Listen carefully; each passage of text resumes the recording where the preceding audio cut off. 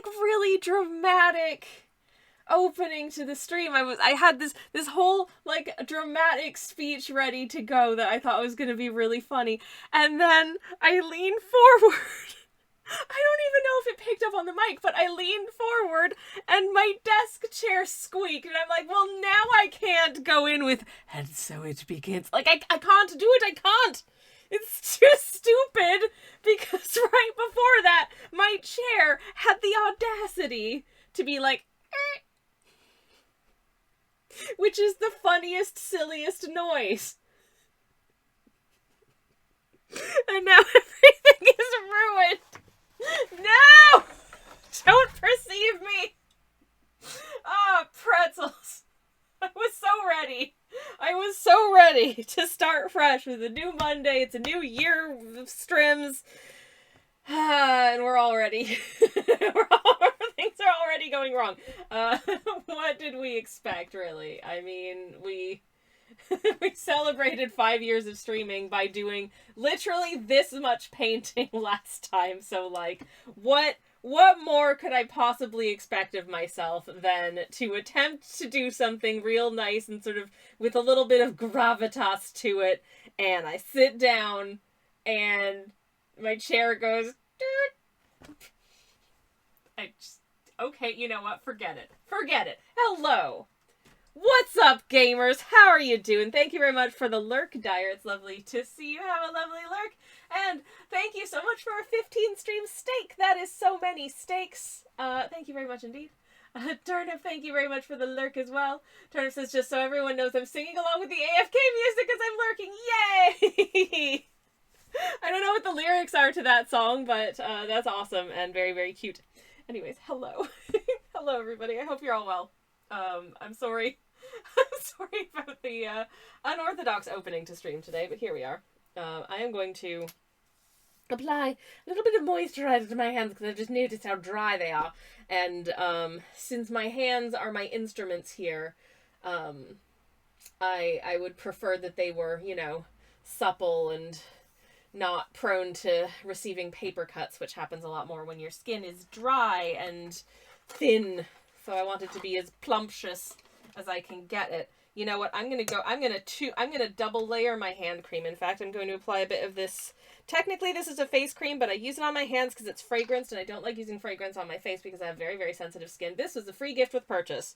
I'm sure it's a very good cream. It's got, like, hyaluronic acid, grape water, and aloe vera. I don't know what grape juice does for your skin, but I know the other two things are really good for hydrating you, and well, water hydrates, I suppose. The lyrics are roughly do do do do do do do do. Yeah, okay, I get it.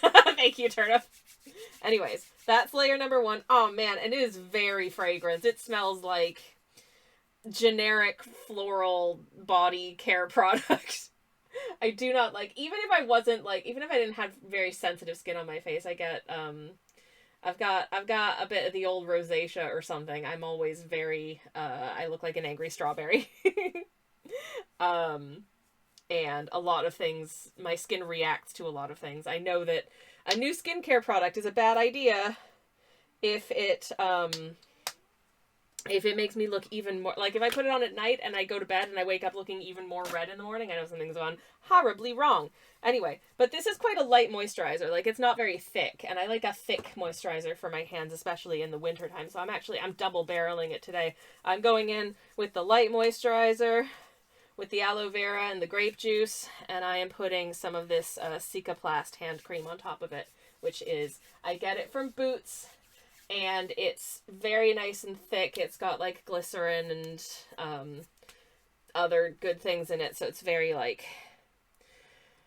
keeps your skin hydrated and soft, and it doesn't make it feel too greasy, which is also kind of a deal breaker for me. When I was working on my last sewing project, which is done, and I wore it out in the world on the weekend, and it looked super cute, and I'm really, really proud.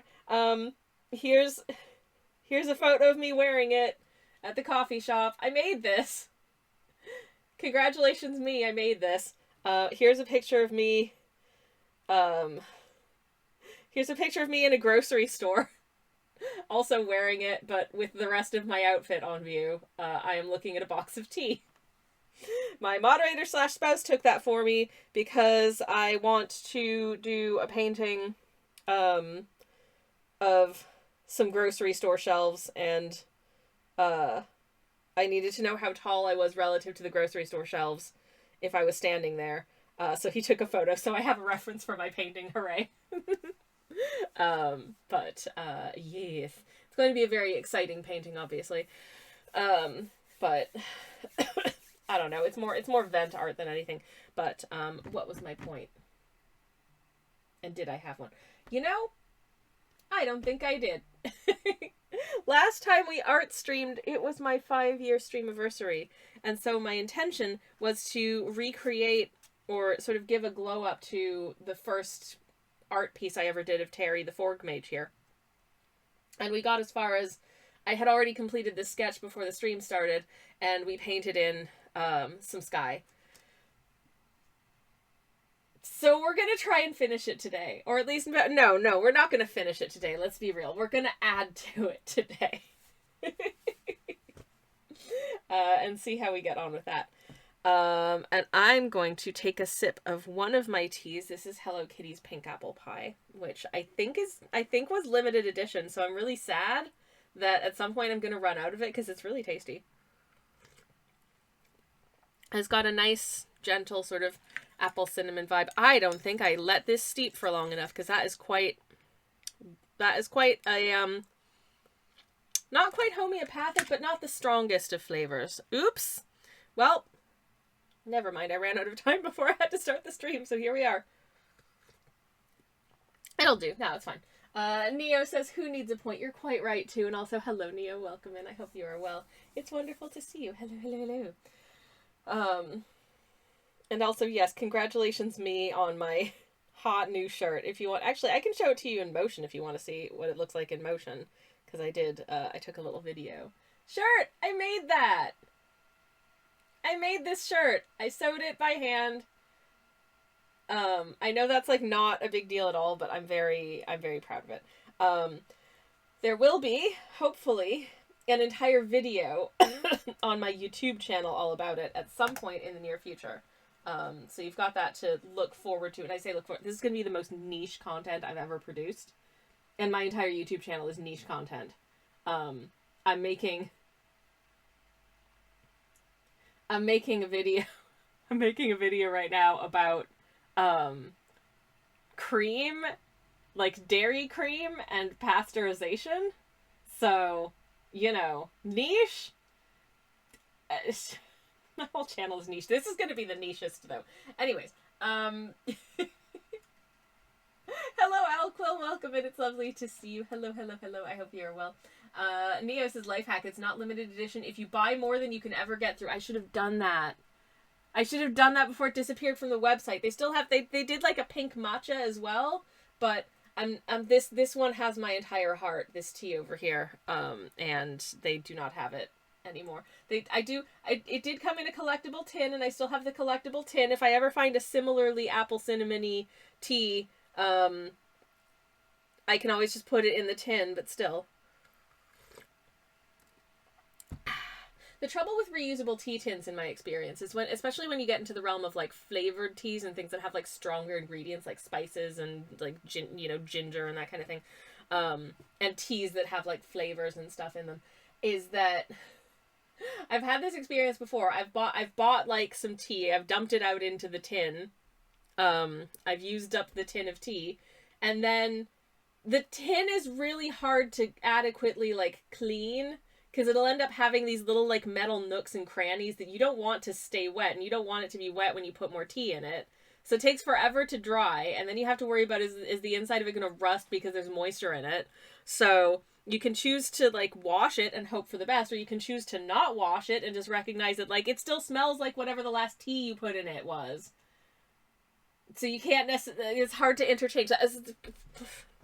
It's a very stupid concern, I recognize, but it is something that I have contended with a few times. Anyways, that's a huge deal and you should be proud, says Neo. Thank you. I am very proud. It took me 3 months to take this to make this ding dang shirt. Admittedly, I was going in roughly 45-minute bursts a day, because I was watching through the first 2 seasons of okay, fun fact, to make an 18th century men's shirt sewn entirely by hand, it takes 2 seasons of Star Trek Deep Space Nine. That's what I learned. Joe, thank you very much for the lurk. I hope you have a lovely, lovely lurk. Joe says T patina or patina. One of the two. Now that I've said it out loud, I'm not sure which one it is. I think I've used the 2 words interchangeably my entire life, and I don't know if it's supposed to be patina or patina. But never mind. You know what I mean. Yes, I agree. Sammy, guess what the measured accumulation in downtown Toronto was? Oh. I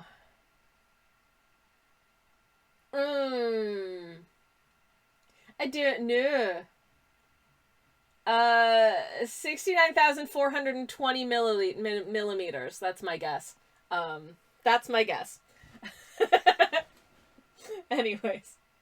Patina for T, obviously, says Joe. Lux says North America. It's patina. 60 centimeters. Nice. That's like 40% of me, to put it into perspective.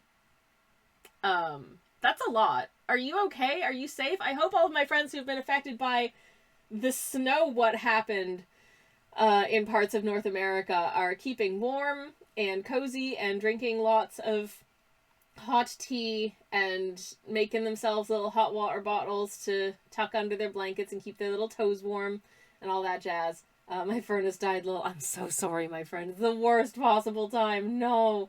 Little Lappy Sarah says, oh my god, how cute your watercolor painting. Oh, you mean my PNG tuber? That's me. Hi. Hi, that's me. Hello. I am just a little, I'm just a little clown spirit who's come to the studio from the Enchanted Forest to nominally paint, but we'll see how much actually gets done. Anyways. Sorry. A little mote of dust out the corner of my eye was bothering me, so I had to bat it. Anyways. I just realized your PNG model, gives... Yes! Molly from the Big Comfy Couch. Okay, so the clown nose happened because, it was pointed out before Christmas that, hey, you've got little, reindeer antlers. Should you be a red-nosed reindeer? And so on stream, I made myself a little red nose that I can toggle on and off. And as soon as I toggled it on, I was like, oh my god, I'm just Molly from the Big Comfy Couch. It's true. It's Molly from the Big Comfy Couch, except loud. Because as much as I want to be sort of, gentle and cozy and have a gentle, cozy vibe, as soon as I go live, I'm just like, oh, I'm stupid. Fucking love Molly, says Lux. Yeah, me too, love that show. It was the Big Comfy Couch. If you've never seen it, was a very lovely show with, there was the host / main character of the show was a clown lady named Lunette, and her family and neighbors and her little friend Molly, who was a little puppet clown girl, and it was very cute. I love the old lady next door. Yeah, was it there she was Eastern European, right? I feel like she was. I feel like she had the vibe. Lunette and Molly, a clown and her dolly on the Big Comfy Couch. Cutest show ever. If you didn't grow up in the 90s and you're not familiar with the Big Comfy Couch, you will have a new idea what I'm talking about, probably, and you missed out. Because it was very fun. And, ooh, yeah, the postman. Bedhead, was that his name? I don't remember. I remember he had, a weird bike helmet or something.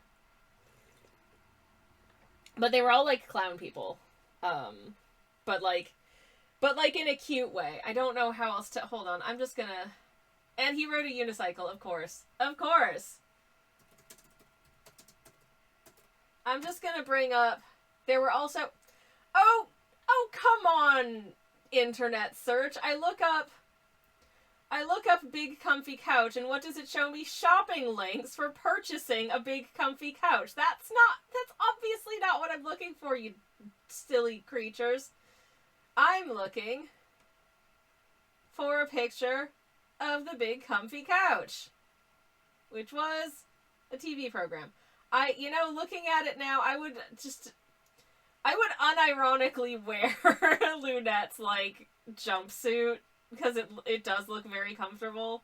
Why is that picture so small? No, just make picture get big, but don't, okay, well, here's Reddit. Anyways. Your PNG reminds me of Pinky Dinky Doo, says the Lapicera. Oh, I'm gonna have to Google that. But I hope that's delightful. Also, the clock rug yes, doing your daily stretches, there was a rug that was shaped like a clock face, and then and then Lunette would, like, get on the rug and do, like, stretches using her arms and legs to, like, tell the time. And you'd see, like, the clock is ticking by, like, her leg is moving around the clock. It was iconic. I don't know if my description does it justice, but it was iconic. For real. Is this going to... No, it's not! Ah, pretzels. 1 second, everybody. I need to, Instagram, please. Okay. This is my Instagram, by the way, where I occasionally post my art, and usually immediately enter feeling bad about myself hours, because the Instagram algorithm hates me. But you know what doesn't hate me? The big comfy couch, because it's the best and most comfortable place to be. Look at it. Do you not wish you had a couch that looked that comfy? Because I do. And also, up above there, that's Molly, who does indeed look like my PNG tuber when I've got my red nose on. This was not on purpose. But here we are. I think my favorite 2 shows are Big Comfy Couch and Today's Special. Oh, I loved Today's Special.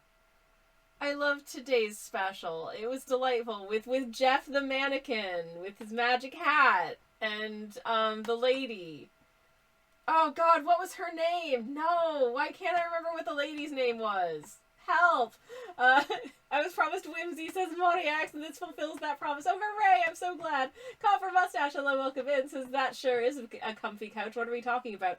It was pointed out once again that my PNG tuber, if you see the little sort of, like, doll puppet character on this sofa there, her name is Molly, and she looks like my PNG tuber, and that was not intentional, but that's how we got here. Yes, Nadine was the actor, but what? Jody! Was it Jody? I feel like it was Jody. Muffy the mouse, Sam the security guard. Oh, with his big mustache. Oh, I don't know, Muffy. Oh, man. Fresh memes. If you were a child who grew up in Ontario in the 80s, you will understand this conversation. And also book mice. That is a memory that was so deeply buried until it was said to be, and now I very remember book mice. I also liked Under the Umbrella Tree.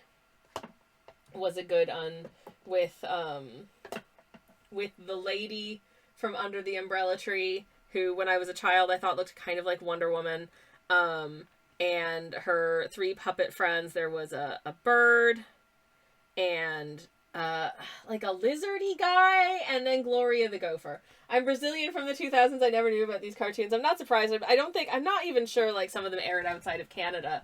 So these are very deep cuts, but here we are. I'm having fun. And now you get to learn about some things. I don't know, go watch some vintage kids TV. Anyways, it's probably all on YouTube now.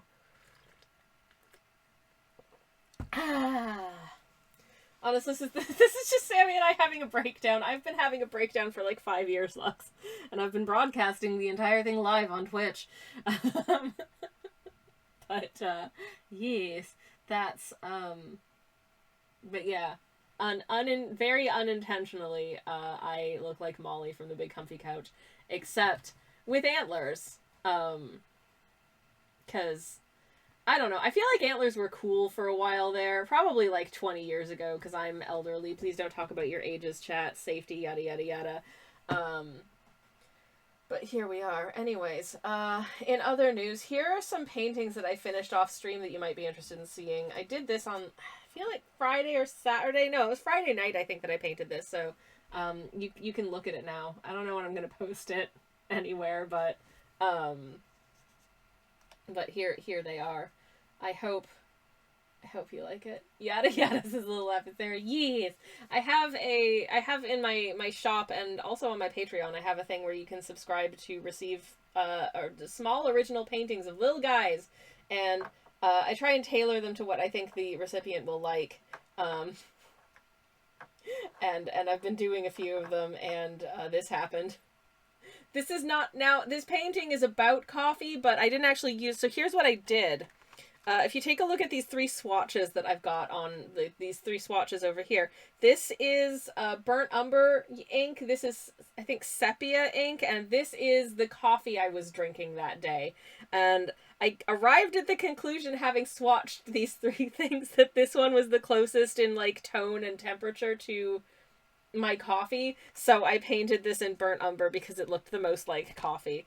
And this is a lady, and she really likes coffee. She's drinking a cup of coffee here and having a nice time, and we love that for her. And that's all that's about. And then I haven't posted this anywhere either, but again, this is Star Trek fan art, so you know it's kind of niche. But someone was like, "Hey, I would love to see you do the two little boys from Deep Space Nine." And I was like, okay, here they are going, having some, like, shenanigans, hijinks, and maybe even some tomfoolery, who knows. I like the fact that this little boy was, like, a little, like, 11-year-old child and went on to become the tallest member of the show's cast by its 7th season.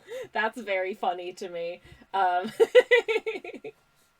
So, yeah. Anyways, so these are the dumb things I've been working on lately. I also finished a sketch this weekend, and I spent way too much time getting way too granular, and I'm still not done it, with, like, looking at old 19th century sewing machines for also Star Trek fan art. Why am I like this? I don't know. If I could dedicate myself to just actually drawing and painting things that were, like, marketable and stuff, that would be super rad. But yeah. When do we get our portrait study on Chief O'Brien, asks Lux. That's a good question. I did actually do a sketch of him that I posted on my Patreon a little while ago, but I haven't, like, just painted a portrait of him, and I feel like I should. He's if you're not familiar with Chief O'Brien, he's a very fun character to draw and paint, because effectively draw, like, a normal, the outline of a normal face, and then draw his face, like, just a little bit smaller than you feel like a face should be on that head, and he'll look perfect. Also, he is just, like, an extremely rectangular man, and he's a good egg, and I love him, and he's delightful. I have an unfinished sketch somewhere that I wasn't really happy with, that was just one of those, like, I don't know what to draw, so I'm just going to draw a bunch of Blorbos in outfits I own and like, and the outfits, the Blorbos I decided to draw were my preferred configuration of the O'Brien polycule, which is just that Kira is their wife, because, you know, it's what she deserves, damn it. Anyways, so angular and yet the curliest hair. All of the curves went into his hair, and the rest of it was just all rectangles as a result. That's what happens. You're only allocated a certain number of curves, and a certain number of angles on a human body, and all of the curves went to the hair. And so the rest of him had to be rectangles. That's scientific. I've been doing more, like, anatomy and pose reference studies, just for my personal betterment as an artist lately. And so these are the things that I'm you know, sort of trying to unrust myself about, because I feel like I haven't done as many, like, people drawings lately. I've been doing a lot of, like, landscapey type stuff, and I want to reflex the drawing people and drawing poses and that kind of thing muscles. So I've been working on doing poses and stuff on the reg.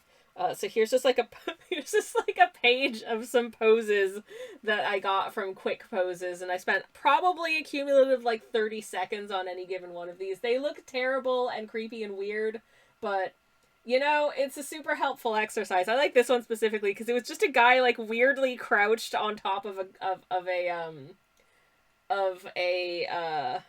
I think I literally did this in about 10 seconds. He was just crouched on top of a like a what's it, like a stool, and shouting from the looks of it. It was very strange. Anyways, I do apologize for the artistic nudity there, but I feel like it's abstract and bad enough that it will not count for TOS, I hope. um Anyways, how am I, asked the little Sarah. I'm okay. I had a stressful weekend with a lot of trepidation leading up to something that I was anticipating was going to happen today. And then I woke up this morning and I looked at my email, and it turns out that all of the things that I was super dreading are fine. So, yay!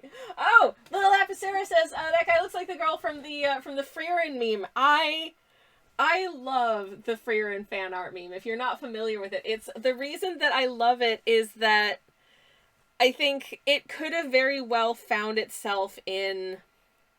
It's basically it's become a meme, but it was just someone who, you know, was just kind of starting out making artwork and decided to try and do like a fairly challenging angle to draw a picture of the main character from the anime Frieren, and as a result it looks kind of janky because like I can tell, like I never draw faces from this angle because it is a massive pain in the backside. It's really hard to get that to look good. And I feel like we could have found ourselves in a situation where people were like making fun of it and dunking on the artist and that kind of thing. And pretty much everything I saw, like I read the original Reddit thread, and it was just people being really kind and being like, hey, you know what, that's a really difficult angle.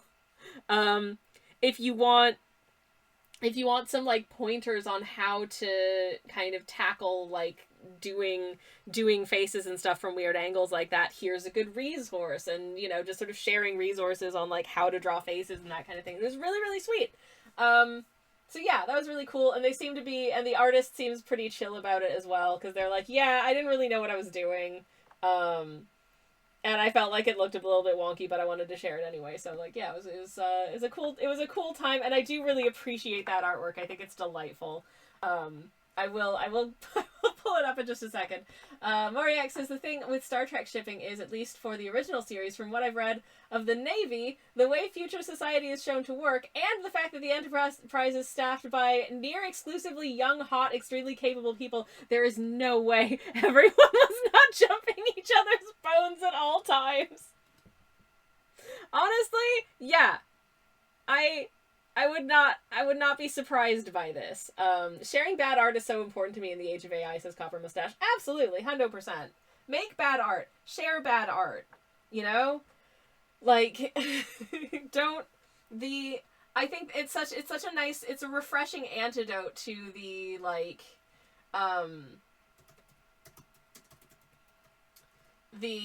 I can only show things that are absolutely 100% perfect. Because, like, where's the fun in that? I don't think that's as fun. I don't think that's as good. I think we should share more and more of stuff. Art is the best way to procrastinate productively. Oh, the amount of things that I do, the amount of stuff that I get done that is a means of procrastinating on other stuff that I'm supposed to get done is most of the stuff that I do. Moriax is saying that my favorite Star Trek ship might be Paris and Janeway as amphibians, or Janeway and her hologram boyfriend, or Crusher and that horny ghost. I'm pretty sure that Threshold Day is coming up, like the anniversary of the original air date of the Star Trek Voyager episode Threshold. If you don't know it, and you haven't seen Voyager, it's probably not a good starting point, but you've got something to look forward to, because it's very special. But oh god, Janeway and the hologram boyfriend, I cringe. Not quite as hard as the Candle Ghost, but I cringe. There are quite a few instances of, is that the one with the lizards? It is with the one with the lizards. Yes, it is, all Quill.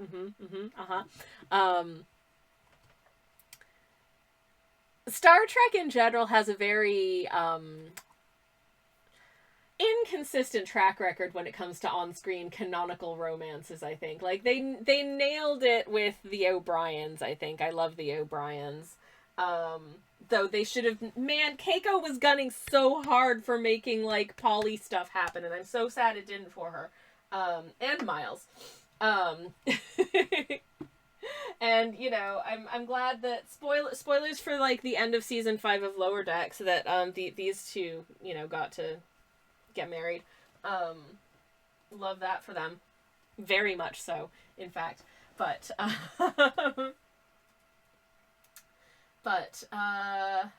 yeah, then there are ones like the Doctor from the Next Generation, gets together with her, with this ghost that lives in a candle who was her grandma's lover. It's... Oh, no.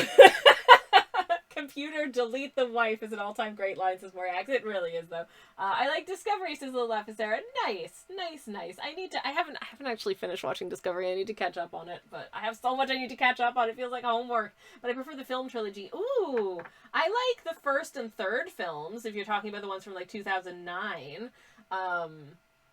My prevailing memory of the second one was I went to go see it in the cinema with a friend of mine, and somebody had their phone just, like, on the entire time. The phone rings, and instead of, like, you know, switching it off or answering it and, you know, like, leaving if it's, like, an emergency situation where they're on call or something like that, they just let the phone ring out during, like, a very quiet, tense scene of the film. They just let the phone ring out the entire time until it went to voicemail. And then a few moments later, it was replaced by... And... This was, I don't know, 2013 or something like that. Have we not learned yet? Have we not learned? Do people not have, like, basic cinema etiquette? And I feel like it's worse these days. I feel like cinema etiquette has gotten worse. I haven't been to the cinema in a few years, notwithstanding one visit to see Revenge of the Sith, re-released in theaters for the anniversary. Partially because cinema etiquette is just garbo. And it makes it very stressful for me. The one with the whales! Did you know that if you go to Wikipedia and you put in the search bar the one with the whales, it will take you to the page for that film, as you should. There's no airplane mode? Yeah, exactly, Little Lapicera. It's so inconsiderate. I have a Hot Wheels model of one of the warp ships from Star Trek. Oh, nice. I thought about getting the Lego set, but it's so large and so expensive, and I have no money and also no place to display it, so I didn't. I want to get the little bonus set that you could get if you bought it early, that you can't just buy separately on its own. That's all I want. It's just a little shuttle and maybe a couple little guys to go on little adventures in it and go around my studio like a weirdo.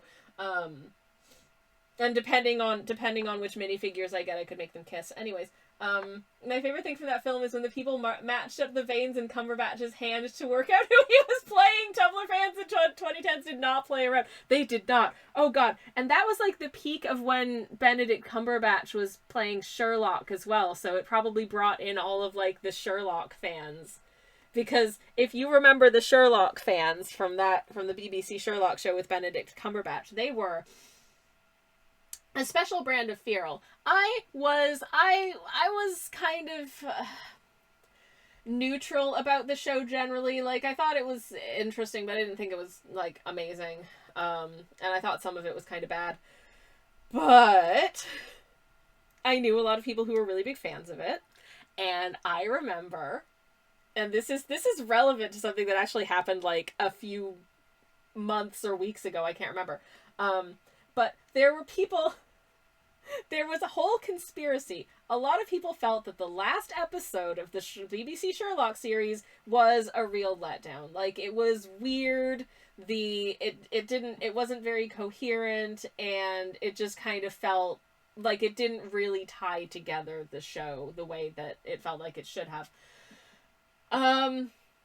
And instead of just people being like, "Aw, nuts," it's a shame that they didn't stick the landing, but, you know, endings are tough, and at least we can still watch the other episodes and enjoy those, right?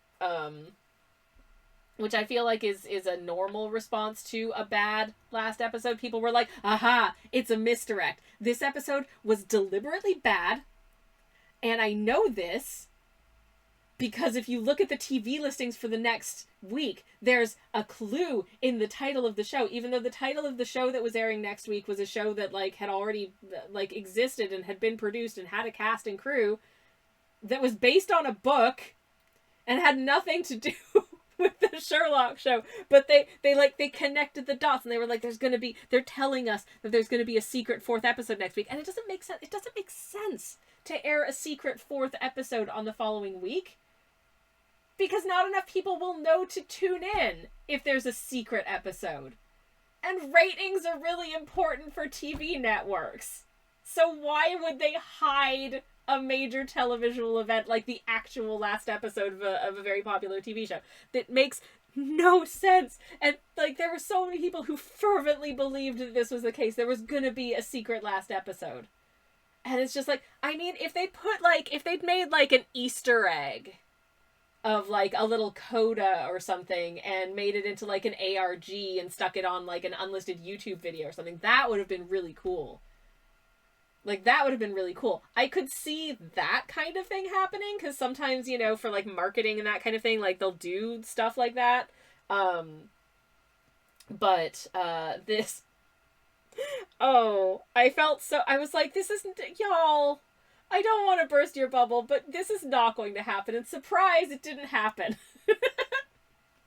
I lost all interest after how they rewrote Irene Adler. Yeah, that was a little bit. I was not a fan of that. I much prefer, in terms of Sherlock characterization, I would much sooner recommend the episodes of Star Trek: The Next Generation where Data and Geordi cosplay as Holmes and Watson.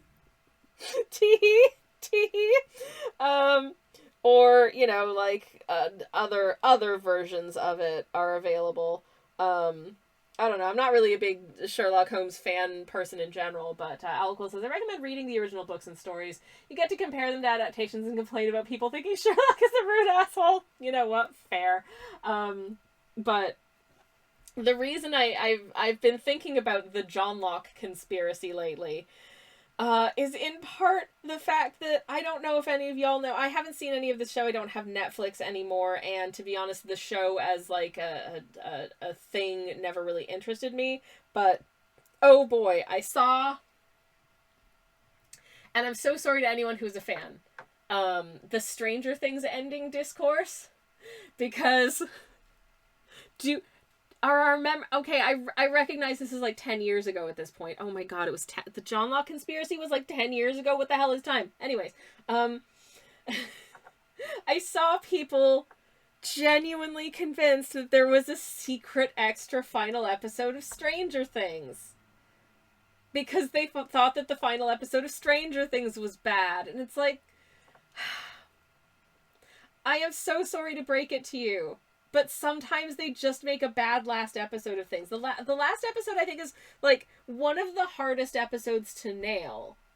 Like, you want to have a really strong first episode to, like, you know, draw people in, and then once people are drawn in to your story and your characters and your world building and all that stuff, you want to conclude it in a way that feels narratively satisfying, thematically satisfying, that, you know, ties up as many loose ends as you feel like need tying up, and leave things ambiguous where you want, you know, sort of people's imaginations to be able to kind of go away with it and be like, I wonder what's going to happen next, yada, yada, yada. You want your characters' thematic arcs to feel like they've reached an appropriate concluding point.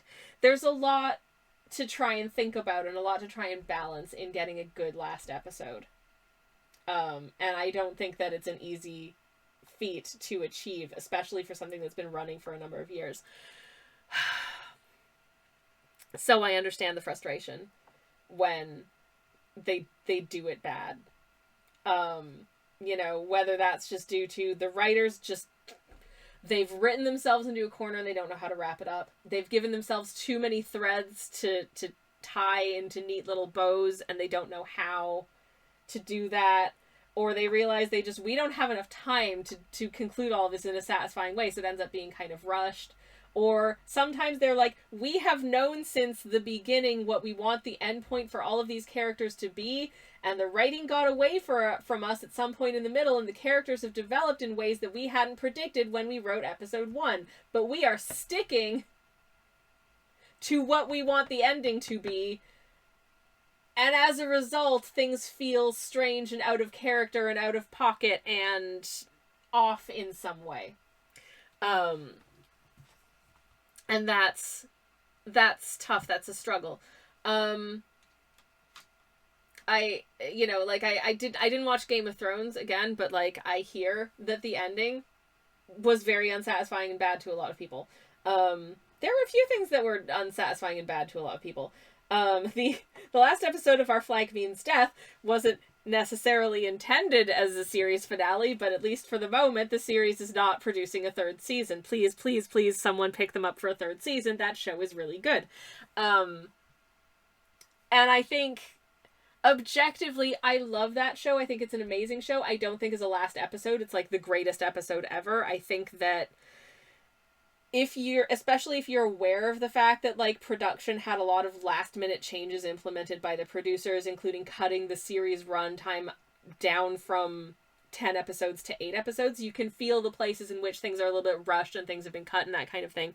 I still think it's a satisfying enough sort of end point for them to end up at, but some of the ways in which they got there feel a little bit sort of like as a result, which is a little bit sad. Still a really good episode, still a really good season, despite all of the limitations they had imposed upon them. But you can see the places in which they were kind of hamstrung and had to make last minute changes and that yada yada yada, and that's a little unfortunate. Enterprise, if anyone's watched Star Trek Enterprise. I was talking about this with my dad on the weekend, starting to Star Trek again, but Star Trek Enterprise. The last episode, not to spoiler it, but I think it's generally recommended. If you are watching through the series and you don't want to torture yourself a little bit, honestly, you can get away with the second to last episode wraps up the arc of that season. You will gain nothing except feeling like you watched a bad 45 minutes of TV if you go on to watch the actual final episode. It doesn't do anything else to conclude the story that they were doing in that season. You don't need to watch it. It's that bad. Like, it is. I understand the intent behind the producers doing the episode the way they did, because at that point there was no other Star Trek in production, and they didn't know whether or not it was going to come back. It did end up coming back like 5 years later as a movie, but at that point they were like, and so they wanted to kind of do, sort of a farewell, a tribute to that era, that run of shows. And it ended up being very bad. And I feel terrible saying that because they loved that show so much, but man, it sucked. Anyways. Copper Mustache says, what would you say is your personal favorite series finale? That is such a tough question. I've watched and forgotten so many. Buffy the Vampire Slayer, I think, is a good one. I had qualms with, like, the final season of the show in general and kind of where they went with some stuff. But I think the actual, like, the ending, the very ending, like, the last, like, minute of the show is really good. Definitely. Fox, hello from Uppertown. Hello, Fox. Welcome in. How are you doing? It's lovely to see you. Welcome on in. I hope you are doing all right. But yeah, I agree with the assessment that Buffy had a very good ending. What else had good endings? I think, okay, I'm sorry to Star Trek again. I think Star Trek The Next Generation's last episode was pretty good. I think it closed the circle in a nice way.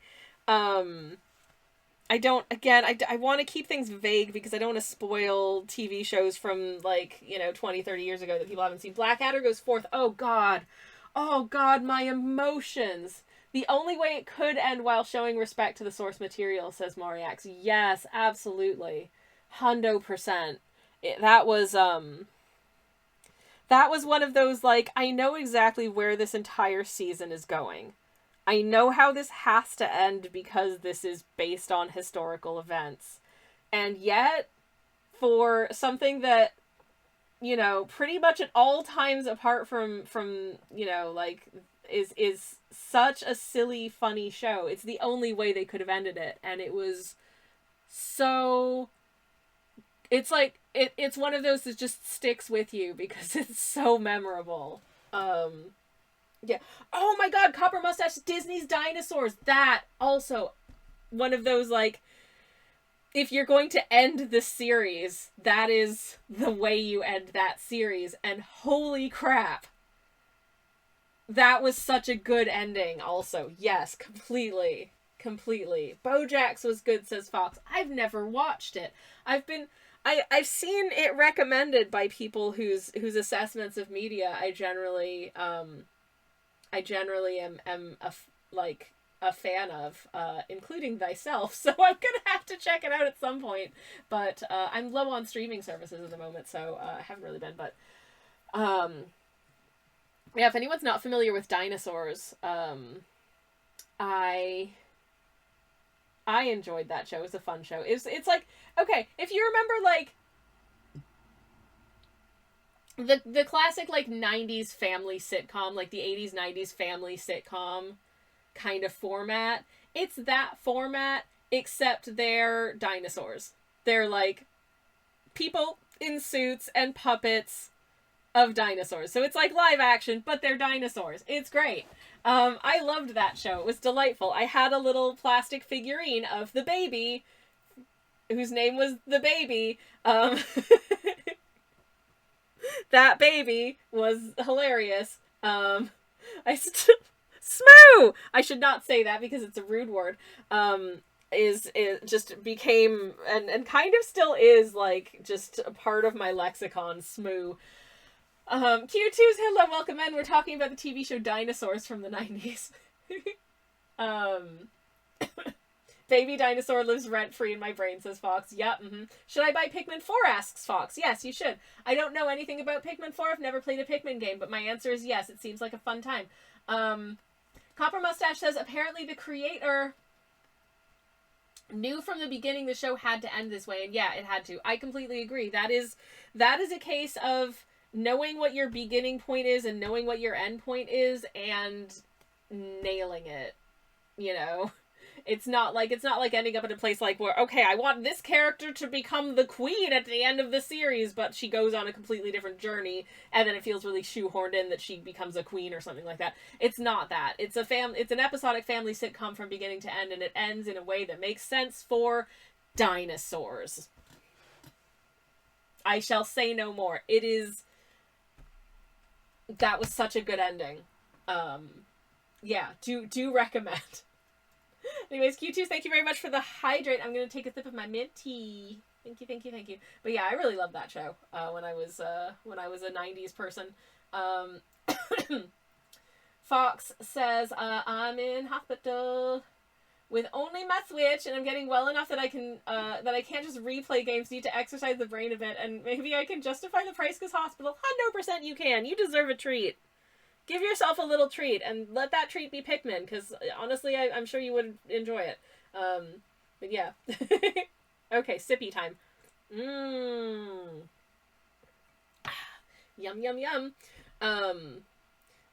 I haven't actually watched the last episode of TV's What We Do in the Shadows, but I heard some general disagreement about the ending.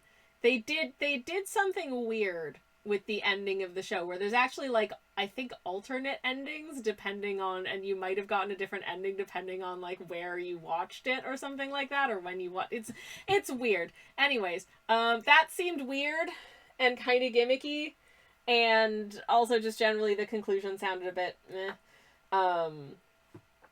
But also, how do you end a show that is like a mockumentary format show where nominally people have been filming the people that you're watching a show about for X number of years? And I feel like it's always difficult to hold on to that format and the ostensible constraints of the documentary format for years and years, because it's like, well, at some point they're going to have completed filming, and then what happens? It's I don't know, it's weird. Anyways, we're gonna have a break shortly, but I might actually paint when we come back. Who knows?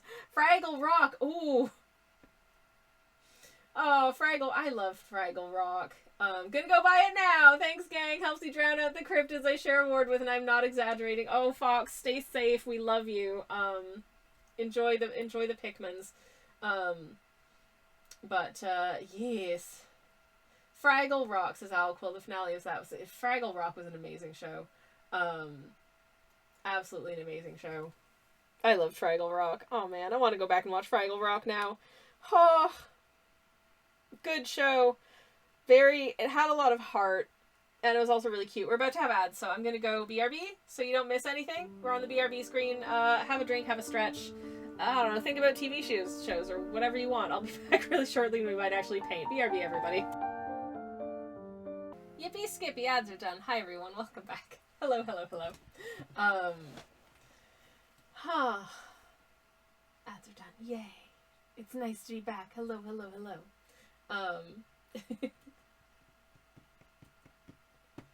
Anyways, it's worth noting that Fraggle Rock and Dinosaurs are both Jim Henson joints. Good stuff. And also, Alquill points out that there were different versions of the... So if you're not familiar with Fraggle Rock, it's a show populated by, like, Muppets. Specifically characters called the Fraggles that live in Fraggle Rock. Which is the sort of a sort of underground kind of cavey area. As well as other species that they coexist with. But this is supposedly an unseen part of an otherwise recognizable human world. And we know this because there is actually a Fraggle that we hear from occasionally who has gone to travel around and wander through, like, the human sort of outside world and sends letters reporting back on the weird things that what he calls the silly creatures get up to. That's us. That's people. We're the silly creatures. It's very cute. Also appreciate the fact that clearly the people working on this show and writing this show were also, like, you know, production nerds, because his name is Traveling Matt, which is a thing you use in film production. See also, one of the main characters is named Gobo, and I assume that that's a reference to the lighting thing that is a Gobo that is also a production thing. Anyways, cuteness. But there were regional variants on the character whose house the Fraggles basically live under. Depending on where you were watching it. So there was there was the Canadian one, which is the one that I thought because I'm from Canada originally, but there was a different guy in the British version, I think, and I think he was a lighthouse keeper, and, like, he had a dog. I think they all had a dog. And then there was a different one in, like, French and German as well, which I just think it's really delightful that it's not just dubbed. We've actually got, like, a different actor, and we sort of localized it in terms of, like, the things that they'll talk about and that kind of thing are more sort of regionally specific in that way. I love that they do that. And obviously they do that with Sesame Street as well, which is another Muppet adventure, like a Muppet having programming. So, like, when I don't know what it's like these days, but when I grew up watching Sesame Street as a youngin' back in the 80s, don't talk about your ages, chat, there were, like, Canadian Muppets that were on the show. Like, the main, like, human Muppet character was a bush pilot named Dodie, and then there was, like, a French-Canadian otter and I think a polar bear or something like that. I can't quite remember. It's very vague in my head, but, yes. Today I learned, says Alquill. Hell yeah. Learning is fun. Anyways. The German version was the same as the Canadian, but they refilmed it with a German actor as Doc, says Alquill. Oh, nice. And, like, when there were cereal packages, different writing on it, and some other cultural stuff changed. Yeah, I love that. I think that's so good. I think it's so good, and it's such a relatively easy change to make for different international markets as well. Like, I think it's very easy to overdub, like, puppets speaking in different languages and not have it feel like it's been dubbed as easily, but, like, the live action person, just to, like, get, you know, like, one actor and a Muppeteer on a sound stage set and film a bunch of these things, you know, is not a huge expenditure on their part, but I think in terms of just the immersion for, like, the local viewers, would definitely make a big difference. And I just think that's really cool that they did that. I can't think of a lot of other shows that do that. Anyways. Oh, they never translated the finale, says Owl Cool, because they left out any episodes where they were outside. There were outside scenes with Doc not in the workshop. Oh, jeez. Oh, geez, so you never got to see the finale. Oh, Bean, that's an interesting choice. Well, that's really weird. I'm sorry. The French version took place in a bakery. Oh, that's so cute. Oh, that's adorable. I love it. That's so sweet. Aww. Oh, my heart. That's precious as heck. Absolutely hecking delightful. I bought the Canadian Complete DVD set. Hell yeah. I used to work in a public library, so I got to bring home DVDs of, like, so many TV shows. I binged through so many TV shows because of the DVDs they had. I watched all 15 seasons of ER in a fairly short space of time because they had the DVDs at my work and I could just take them home for free. As well as, like, various, you know, like, I watched Fraggle Rock, Muppet Show, that I don't think they've done a release of, like, every episode ever of Sesame Street, but they did, like, DVD releases of, like, a selection of episodes from, like, specific eras and that kind of thing, and I really enjoyed getting to go back and watch Sesame Street episodes from, like, before I was a kid, so that was really cool, and all of the vintage segments, yes, good times. Oh, man. So many TV shows to be had on DVD when I worked in the library. It was a good fun time. I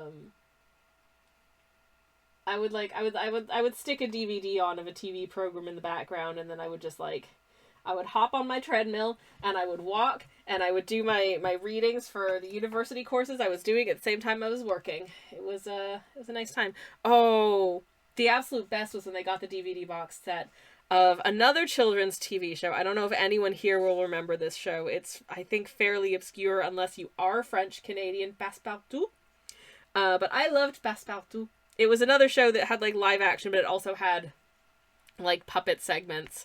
They were not Muppets, though. They were just puppets. Yeah, it was, like, three hosts in colorful outfits, named Passepartout, Passepontin, and Pascaro. And then there were these puppets of these two little children named Ganel et Pruneau, and it was super cute. And I regularly still get the theme tune from that show stuck in my head. The vibe, I think, it was probably very 80s, and it's very French Canada, and I love it a lot. I really want to at some point take my moderator/spouse to Montreal, but I don't know if we're gonna have time this year because we're going to Canada in a few months, but we're gonna be there for a reasonably short space of time, and you know, just going to the airport and then flying to a place ends up taking up like half a day. And I'm just like, I do actually want to spend some time with, like, my parents and stuff also. So I don't know if we're gonna have time. Boo Warrens. Sad faces. But we'll probably go to Toronto for a couple of days.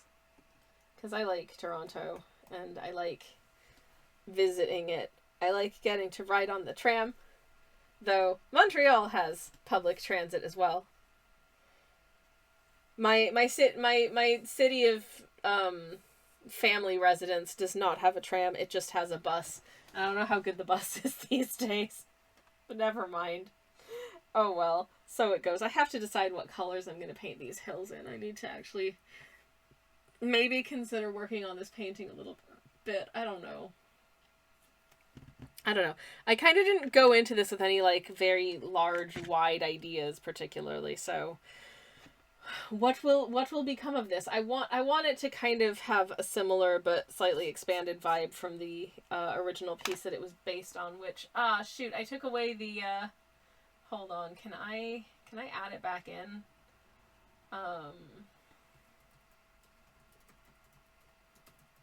One moment, please. Okay.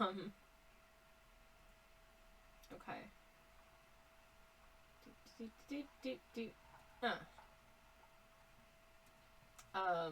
This is the first artwork I ever created of Terry the Forg Mage. Oh damn, she's large. Hold up. Where? No. Let me transform. Fit to screen, please. There we go. That's vintage Terry. And I think it's a cute piece, but I wanted to see what I would do with it if I were doing it now. So, I decided to kind of repaint it, but make it a little bit more of it. So that's what I wanted to do today. Anyways, so here we are. Hello.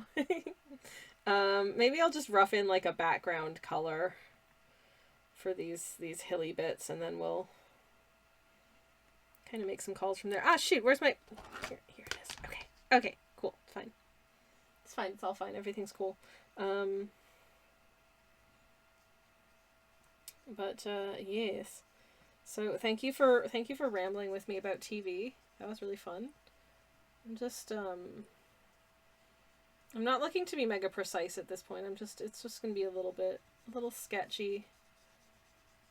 I'm gonna be plopping probably some stuff and or texture on top of this mound of color anyway, so I do in keeping with the original piece, which is obviously all just like one color of sort of greenish brown ink.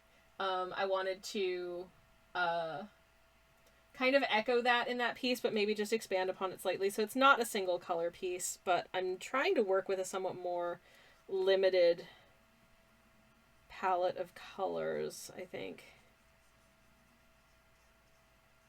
So I've kind of, you can see what I've done here is I've kind of moved some of my paints away. So like I'm probably not going to use purple or red.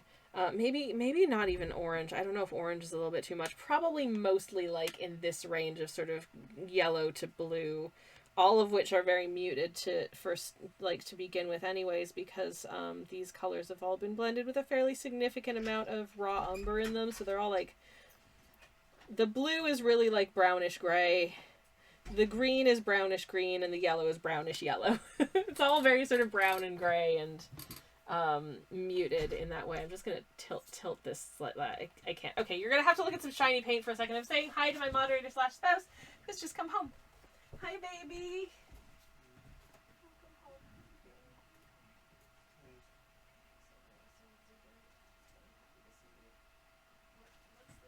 Oh my god, this is more biscuits. Ooh. Fruity oat biscuits. Nice. They all are a bit dry. They are for dunking in your drinks. Absolutely. Thank you so much, my love. I'm glad you're home. I missed you. I love you. And I love you. And another thing. Just one more thing. I love you.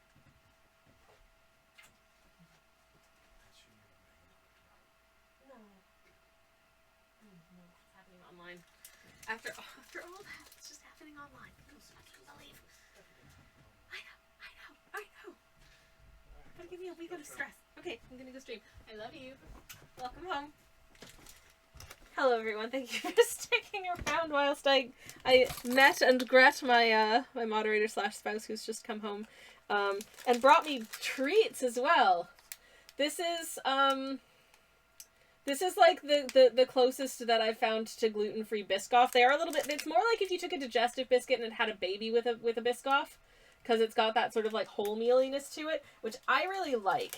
But they are incredibly dry, so you have to have a coffee or a tea or a hot chocolate or some kind of warm beverage to dip them in.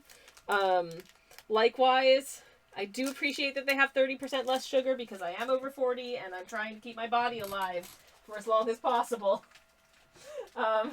But sometimes it's nice having a biscuit for dippies, you know? Anyways. Um, unfortunately, now that I've sort of roughed in a color on this little hillock, I have to wait for the ding dang thing to dry. Okay. Um, and then I suppose once it's dry, we will get on with a bit more. Anyways, what was I gonna say? I don't know. I don't know anymore. I'm gonna sip my tea, which I'm fairly sure is gonna be, basically stone cold. Also, there's bits in the bottom of it because as I was pouring, I have like a little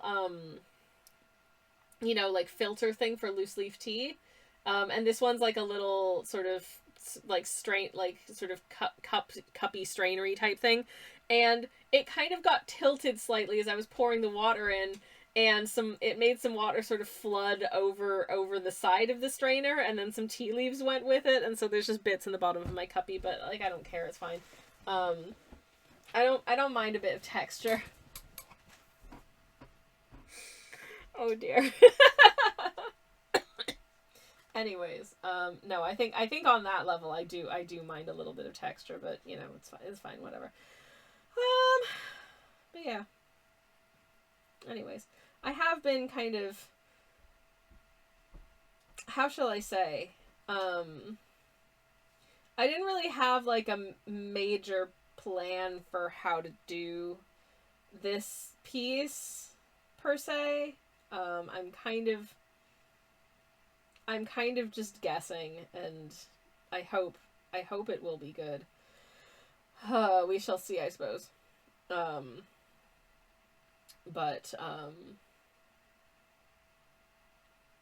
yeah. I don't know. Sometimes it's just nice to do a little. I've just noticed I've got a painting here that I painted, and I don't think I ever scanned this in or posted it anywhere. That I painted back in summer, and I now am not entirely sure where this painting is. Oops, I should probably find that and scan it in. Oh well, never mind. That's fine. Anyways. Please dry faster. Please dry faster. I need to paint some birds as well. But also, if you're in the Discord, you'll see that I did mention wanting to do some more emote designs this week as well. So hopefully we'll be able to maybe have a look at that later this week. I do have a sketch of one, but I think it needs a bit of like zhuzhing, I guess. If zhuzhing is the word I'm looking for here, just because it's I think it's going to need to be a little bit more compressed to look good in like the tiny number of pixels you get as an emote. The emote design is an art, and it's not the easiest thing to master necessarily, and I say this in part because it does require you to think about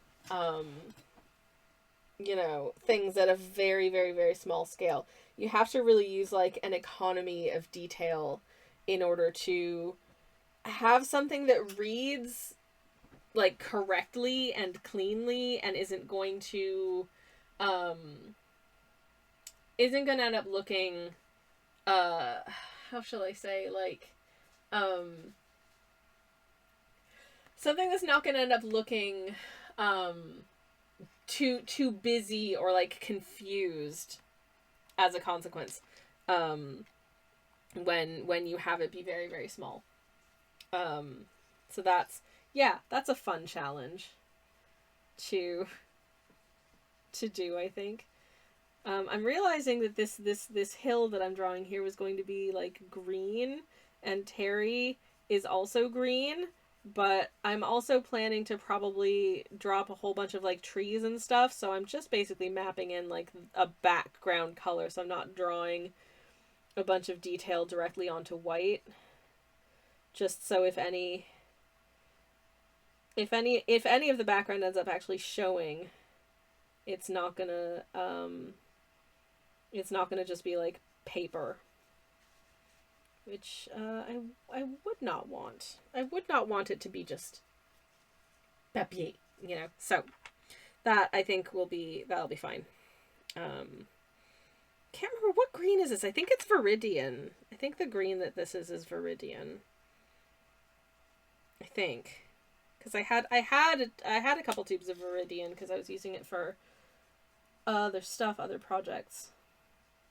And so I think I just used it for this, and I think this green slaps. So, you know, it's reading even more sort of yellowy browny on camera than it is IRL. That's always an interesting thing to learn with colors and pigments and stuff, is which colors will show up accurately on your camera and which won't, which I'm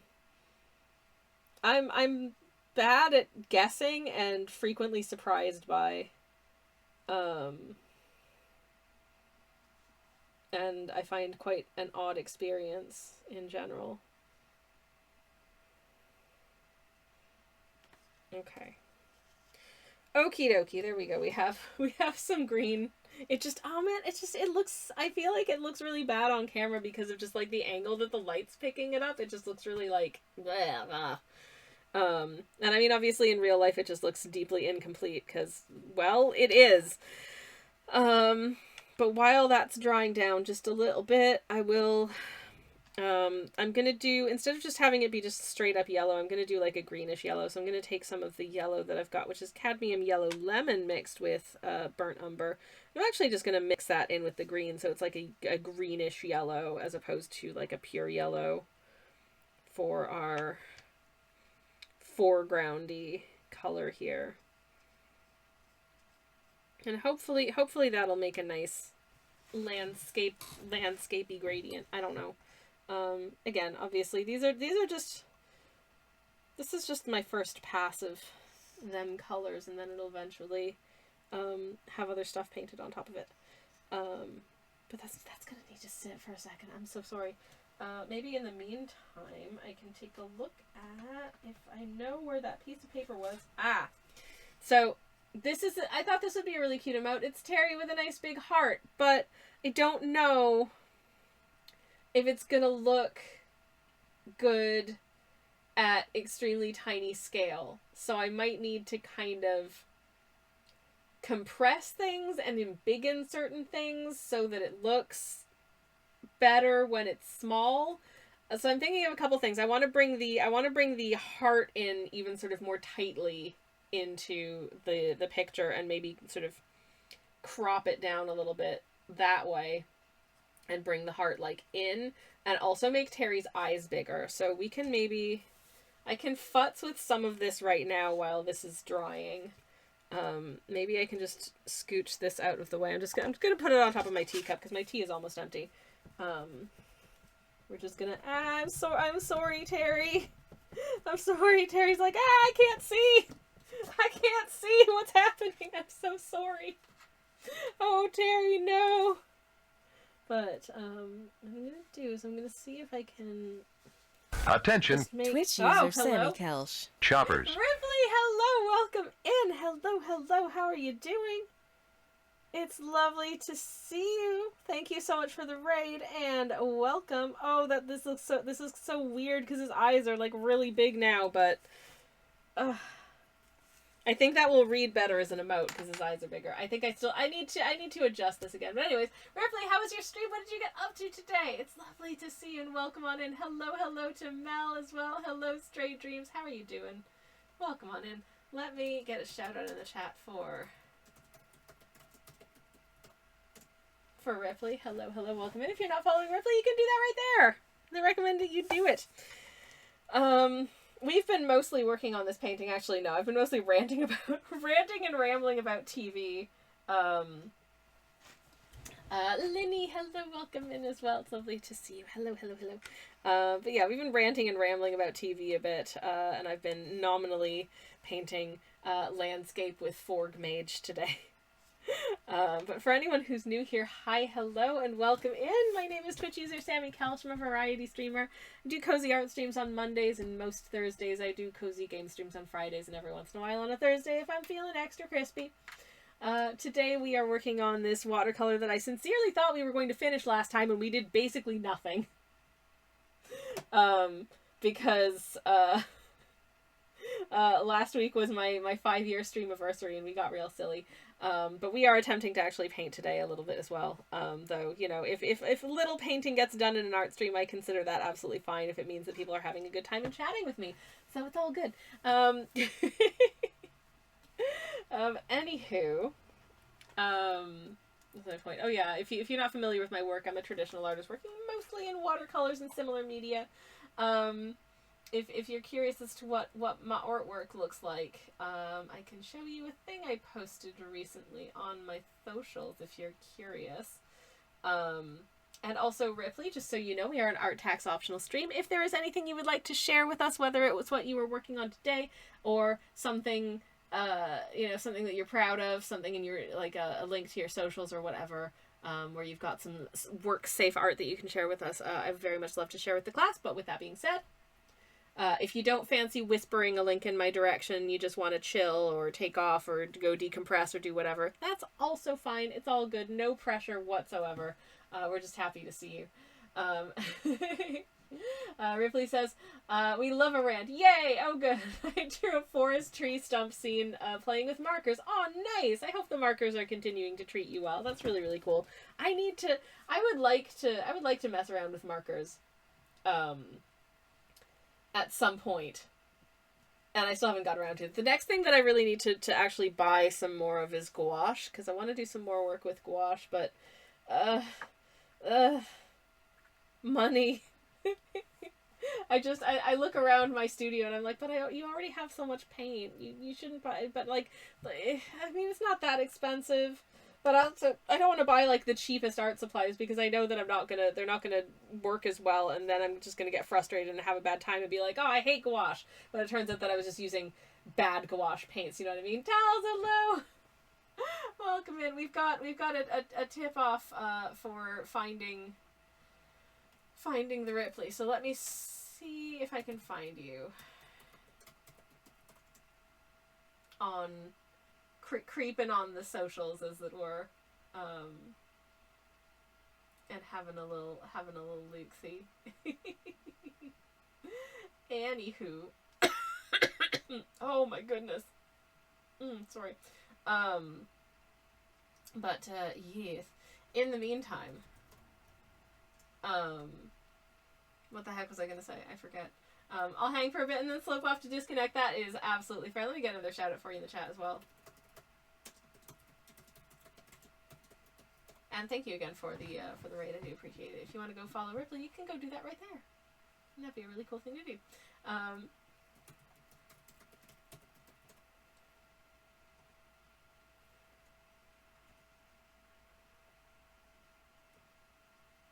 Haha! I think I have found a blue sky. Good.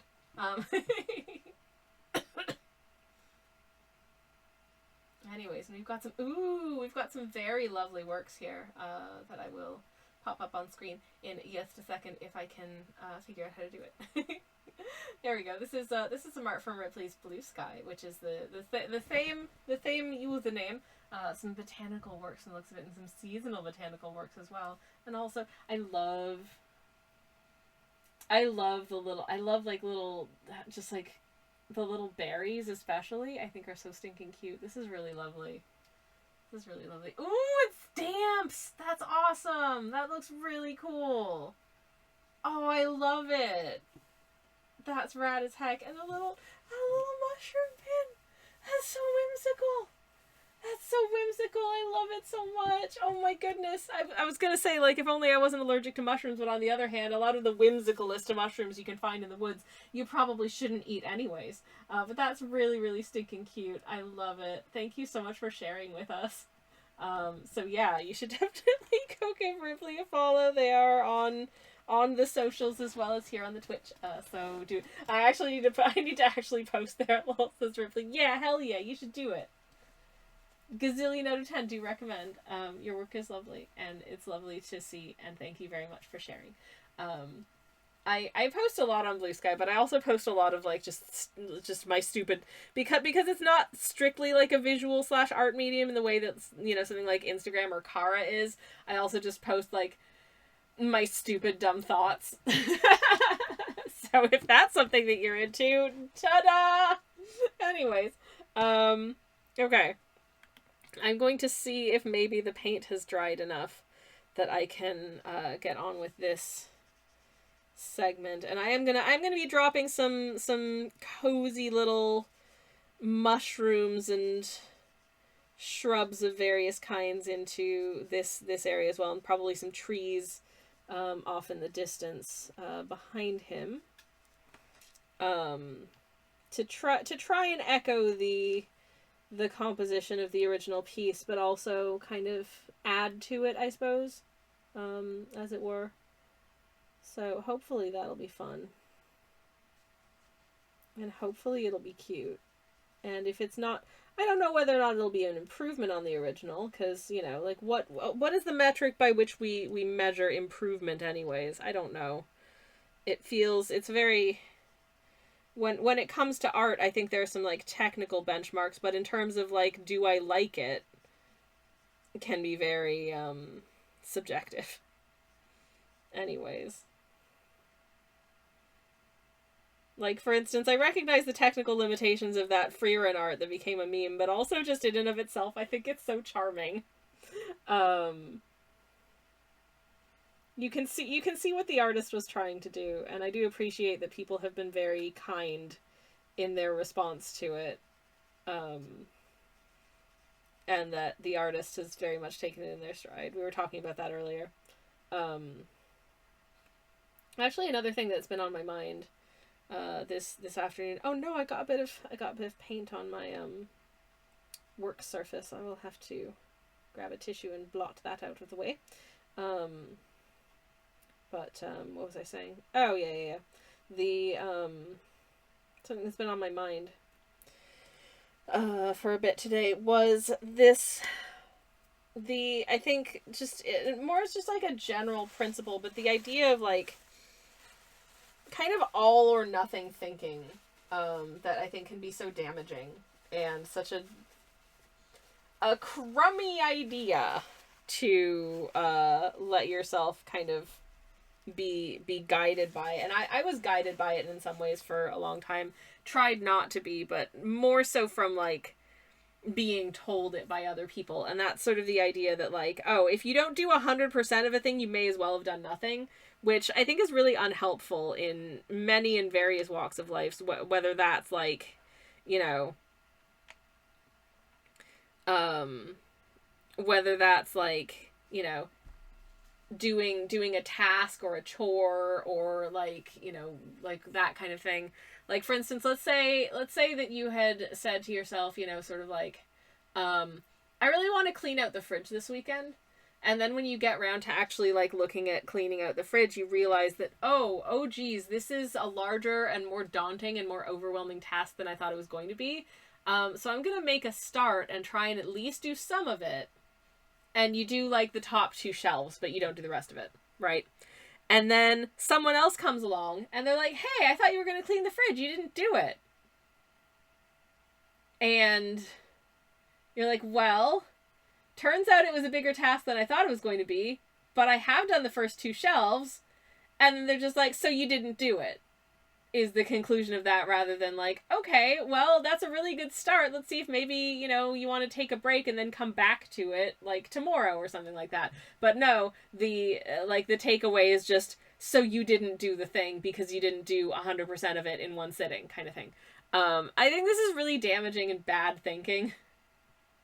And I say this as someone who I think spent a lot of years being damaged by this kind of thinking, that like, well, no one's going to recognize the effort I put in to doing, because there are a lot of, because of my, what it turns out is ADHD, I have a hard time with a lot of larger, more complex tasks, and certain ones, especially when it comes to like organizing and that kind of thing, that my brain is just not wired to do very well.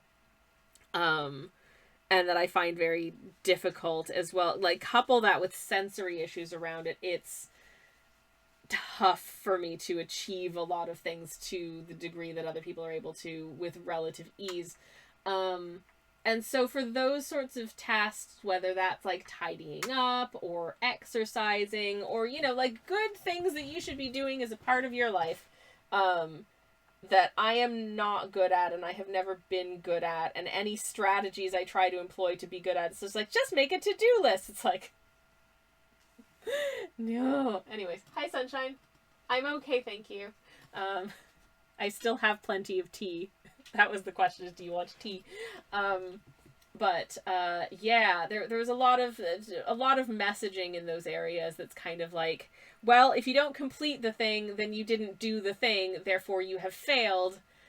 And I think I'm assuming the idea behind that messaging is set out to start and finish the task and then just do it.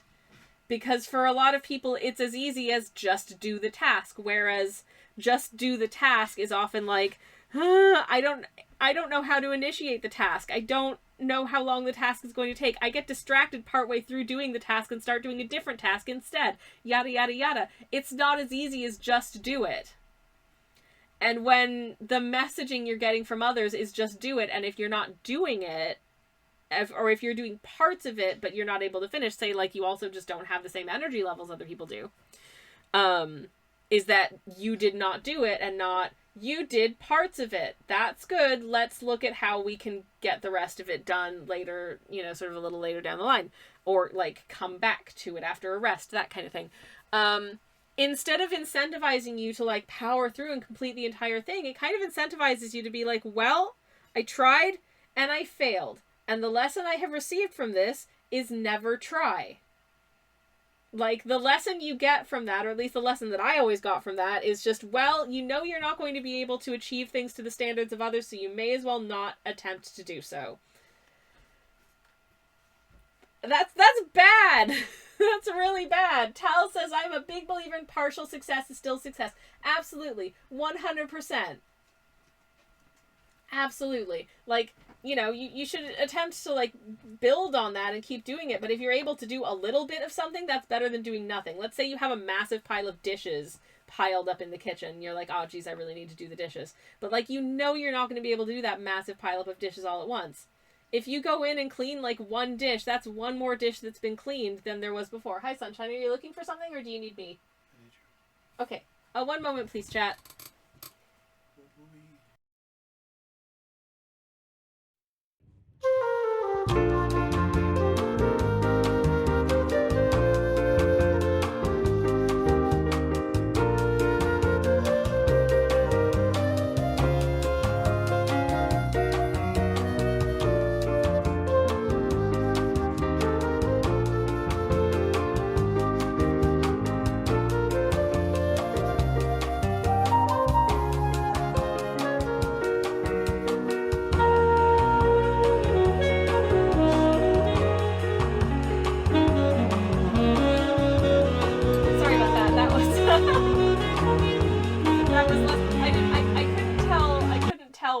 What level of emergency that was, so I didn't know if that was like the boiler's broken and I'm going to have to end early, or it turns out it was, what are we having for dinner tonight, which is not actually that big of a deal. Yeah, that's sort of like, if you don't do 100%, 110%, you may as well have done 0%. It's a really damaging mindset. I used to see it a lot in, I don't follow like exercise and workout, and I'm not gonna stay on this topic for too long because I know it can be unpleasant for some. I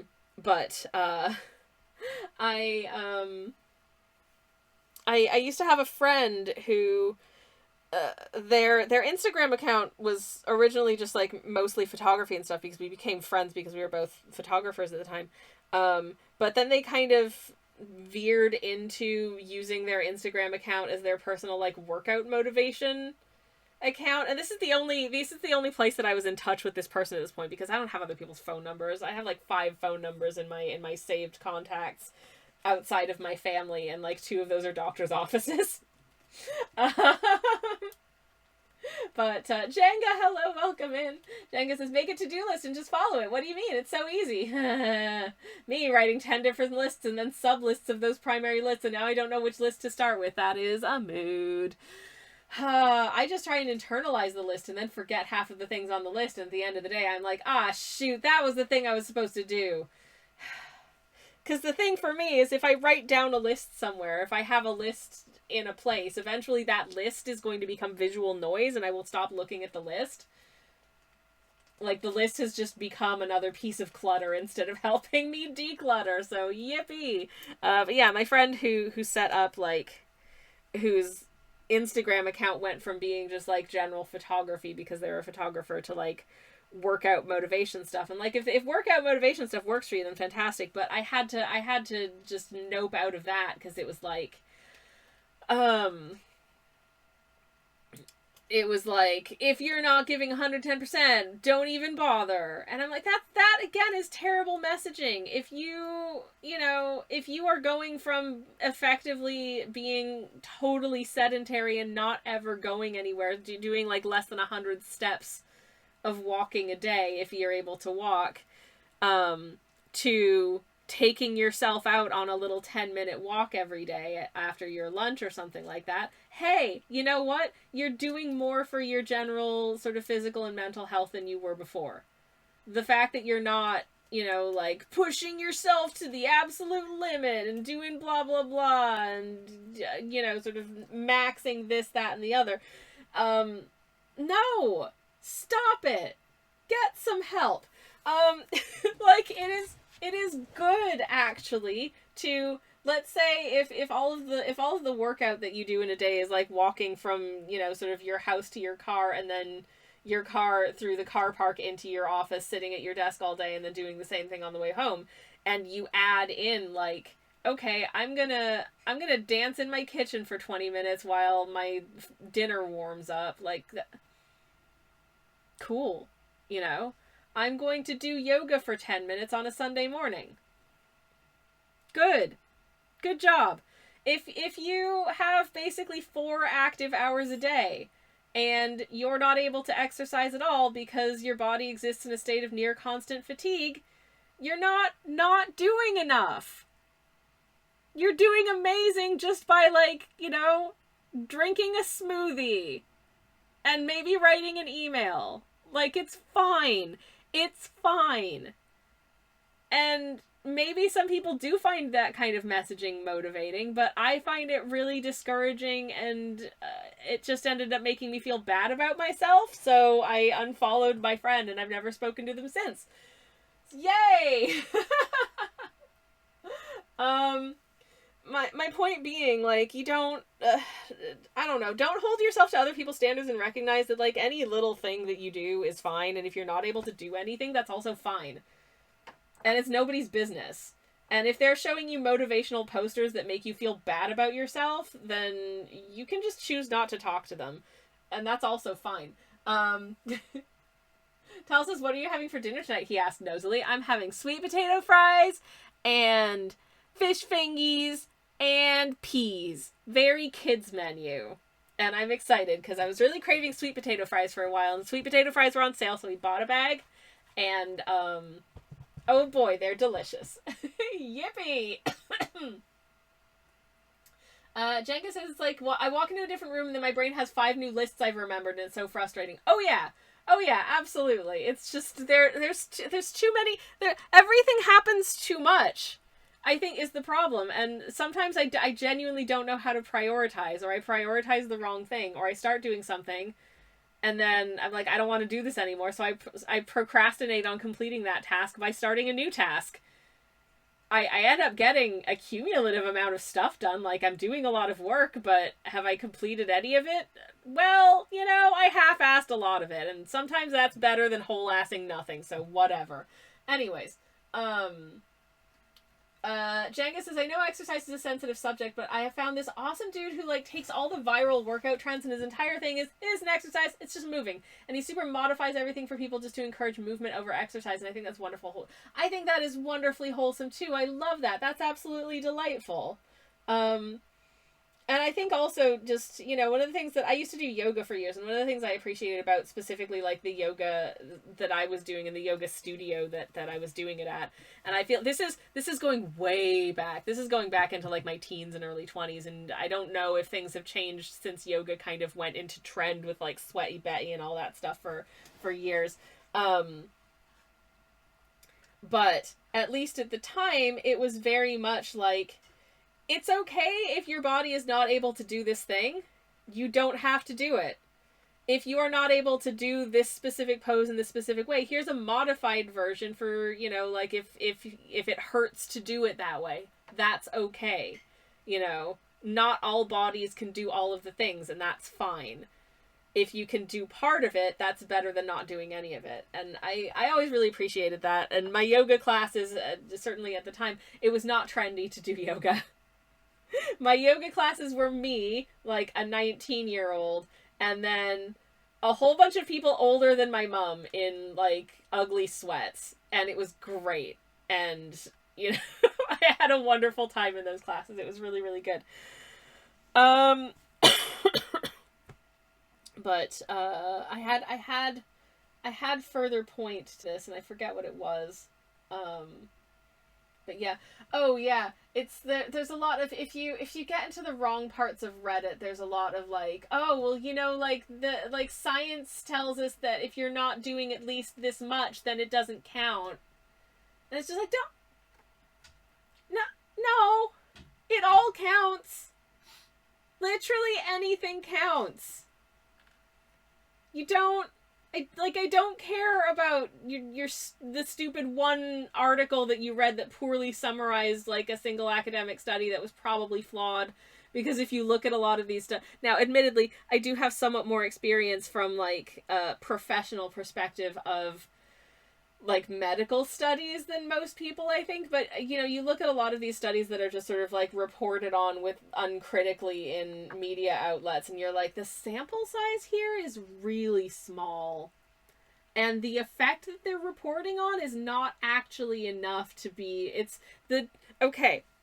I'm getting off onto a tangent, but I need people to understand that there's a difference between statistical significance and actual significance that impacts things like health outcomes, for instance. So if something is said to be statistically significant in, say, lowering blood pressure or whatever, that might be by such a tiny amount that you will never notice a difference in your blood pressure, whether or not you are eating this specific bean or seed in that specific quantity. You know what I mean? Like, that is a useful piece of information to have as part of like the medical community, because they might be able to find a way of taking whatever has a therapeutic effect from that bean or whatever it is that lowers your blood pressure. This is very hypothetical. And make use of that in a way that is actually helpful to, say, patients with high blood pressure. But just being like, okay, I'm just going to eat this bean every day and my blood pressure is going to get better significantly. It's like, okay, but it's an infinitesimal amount of significance that may not actually make a...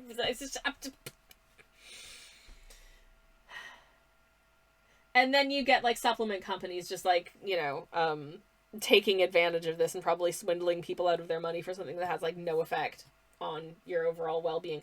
I got onto another new tangent that I'm going to tangent away from now, because again, health and exercise and stuff is kind of a touchy subject, but that's one of the things that gets stuck in my craw every once in a while as a person who does have to look at like scientific study designs on a fairly regular basis when I'm not painting.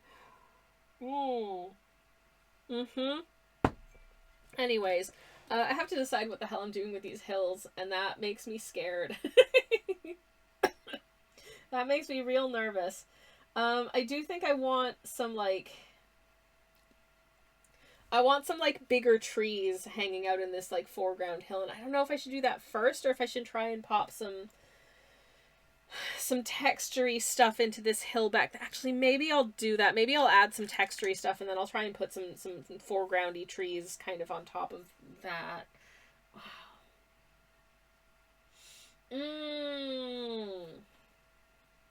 Drawing and painting is hard, friends. And I don't think I ever claimed to be good at it.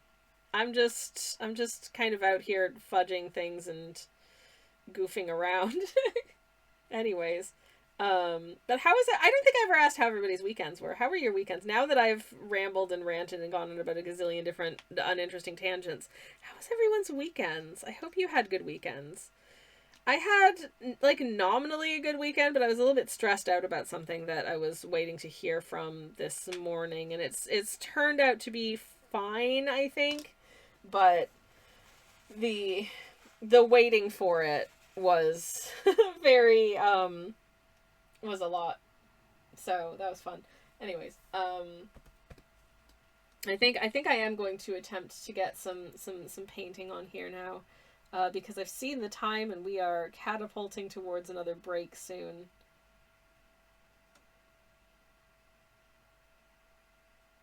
And I think it'd be nice to get just a little bit of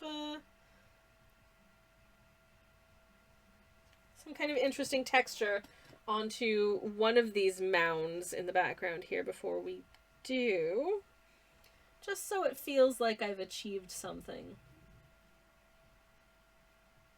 It feels good to achieve. You know? Anyways, this hill has wrinkles, I've decided. I'm not sure how much of this we'll actually end up seeing in the final iteration of it, but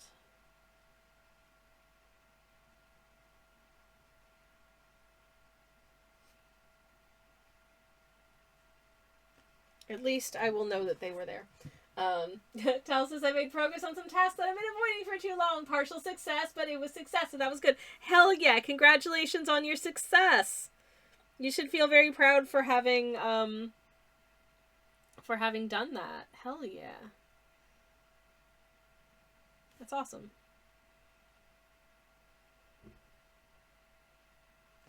I did some artworks, which was a good.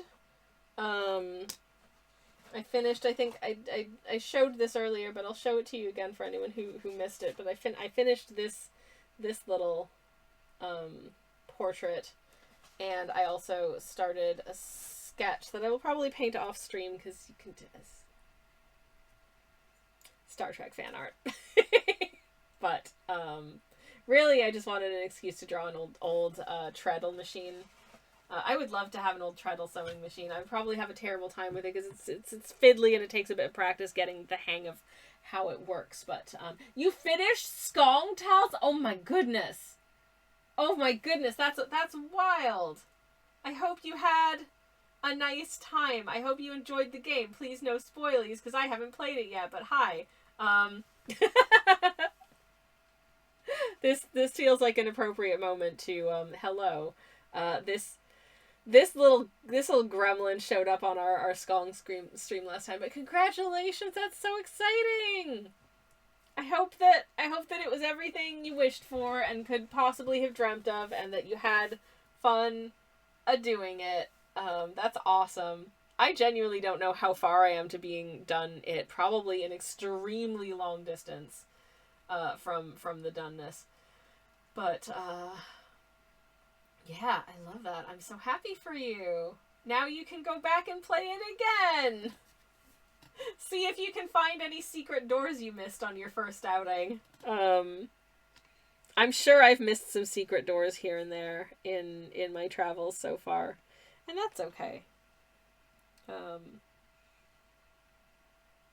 That means I've got secrets to look forward to when I come back to it a second time or a third time even. Hell yeah. Alright. The hill hath some texture. Do I like it? I don't know yet. That's okay though. That's alright. It's all fine. I'm going to take this blue mound and I'm going to add some green to it. Then I'm going to plop some textures onto this one as well, but I think I'm gonna give it some shrubbies. I'm gonna give it some shrubbery texture. That we are about to be catapulted into ads again. I wish I was better at it, but it was a fun overall. I'm so glad it was fun, and I know what you mean about being better at it. I feel like I'm not good at this game, but I'm having a great time. If I seem like I'm good at it, it's just because I've been playing it for many hours. It's all smoke and mirrors. But that's fine. Okay.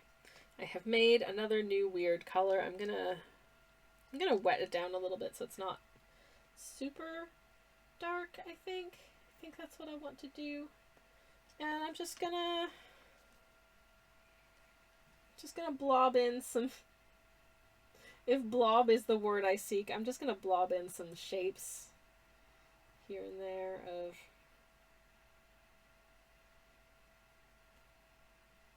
some plantage, I guess.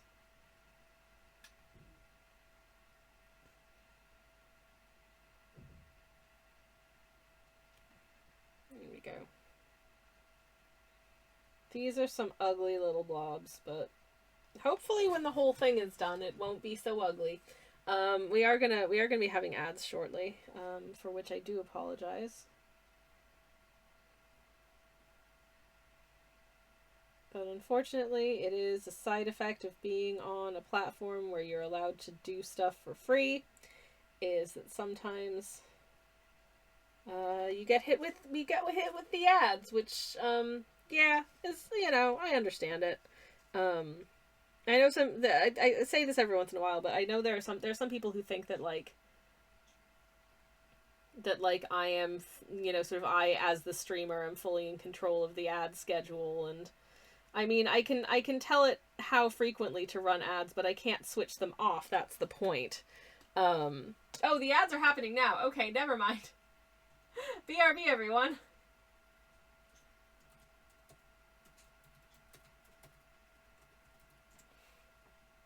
I'm stopping. Okay, BRB, everybody. Oh, sweet, the ad break's done. Hi, everyone. Welcome back. Sorry, I overran slightly. I think only by about 5 to 10 seconds. Because I got stuck on rambling about the fact that I can't not have ads run. By which I mean, like, I'm not the platform will not allow me to not have ads at all on my stream. So I do my best at least to make them as unobtrusive as possible by being absent for the duration. So it's just like an ad break on TV. You know what I mean? Like, the TV show stops when the ads are running, and so do I. That's it. It's in a similar vein to that, so I hope that makes it easier on folks, because I know that people hate them. And understandable. You know, I don't have the greatest attention span in the history of humankind either. And also, I get kind of sick and tired of the general bombardment we experience of advertisanal content everywhere you go.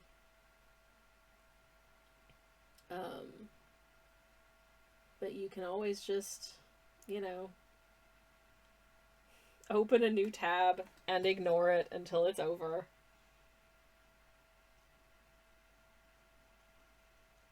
It's probably the best thing that you can do.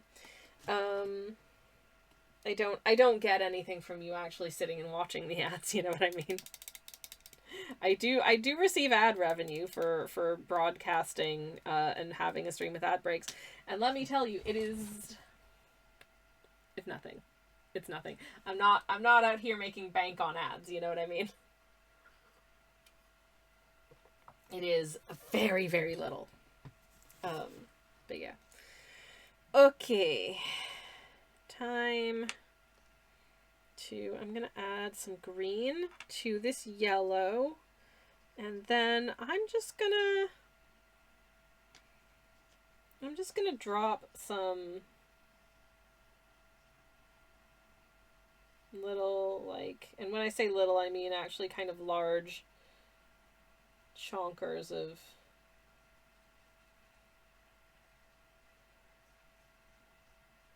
lumps of color, and then we'll add some more things on top. Also good reminder to take some sort of a break, says Tals. Oh yeah, absolutely, 100%. And I think that is a useful thing. It's certainly useful for me, old person that I am, to have a reminder to actually stop occasionally, and it's an excuse and an opportunity for me to, like, take a pee break. You know what I mean? So it's the best time to do it. It's for me to be like, geez, okay, time to go do a squeezy wee, because the ads are running.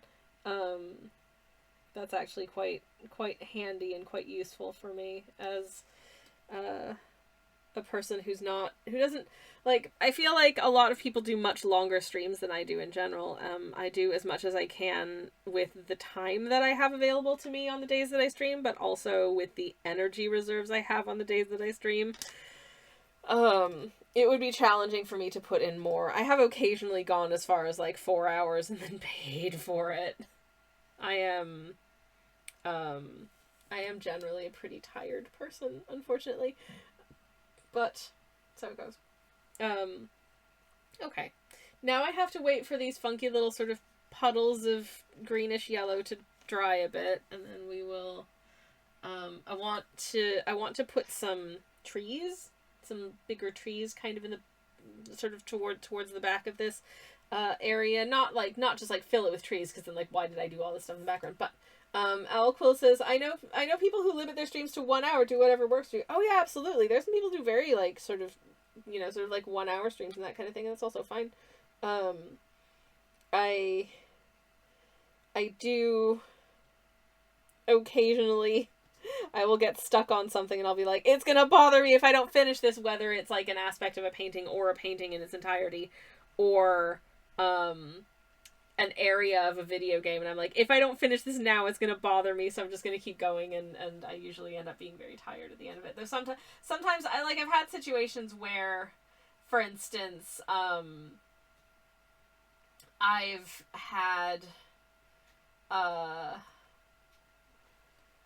found myself in, like, a video game where I'm like, okay, we are 30 minutes from the end of this game. I would normally end stream now, but do I want to come back and play the last 30 minutes of this game next time? No, I think let's just keep going, and so I'll just keep going. But I don't do that as often these days, because I don't do as much game streaming as I used to. I do like doing an occasional game stream on Thursday. I don't know whether or not other people are into that, though. It seems to, the last time I did it, it was very quiet, and it might have just been the day that it was, or possibly the game that I picked, though that was by popular demand. It was a very quiet stream. That might have just been the nature of the game. I don't know. But, Sammy Ann, hello, welcome in. It's lovely to see you. Hello, hello, hello. I hope you are well. I am waiting for these puddly doots to dry so I can draw, so I can paint in some trees into this little scene. Terry is indeed on an adventure. This is, I'm kind of reimagining the very first painting I ever did of Terry the Fork Mage, which was this. And I was like, what can I do with this now that's new and different to the way that I was drawing and painting back then? And so that's what we are doing today. Is my art better? I don't know. Is my art different? Yeah. But also I'm just dedicating more time to this piece than that one. But that was precipitated by, as of last week, I'd been streaming for 5 years. So I wanted to kind of do a little look back, and then last art stream we got basically no art done because I was talking the whole time. So I'm still going. I'm still working on it. I was talking earlier about also something that I've been wanting to do more of this year, and This is challenging to display on stream because several of these drawings are of people who aren't wearing anything, but it's because I've been doing like pose practice from like references and stuff. But as a result, you see. But I love this. This pose was so funny because if you just do like the lines for it, it just looks like some kind of cryptid. Because it's just a person who's like bent over in a weird way, but bent over in a way that like you can't see any of their head at all. So it just looks like a shambling creature with like one arm and no head. It's very funny. But these are all like I do like very quick little sketches in like 10 seconds or less, which is why they all look extremely janky and bad.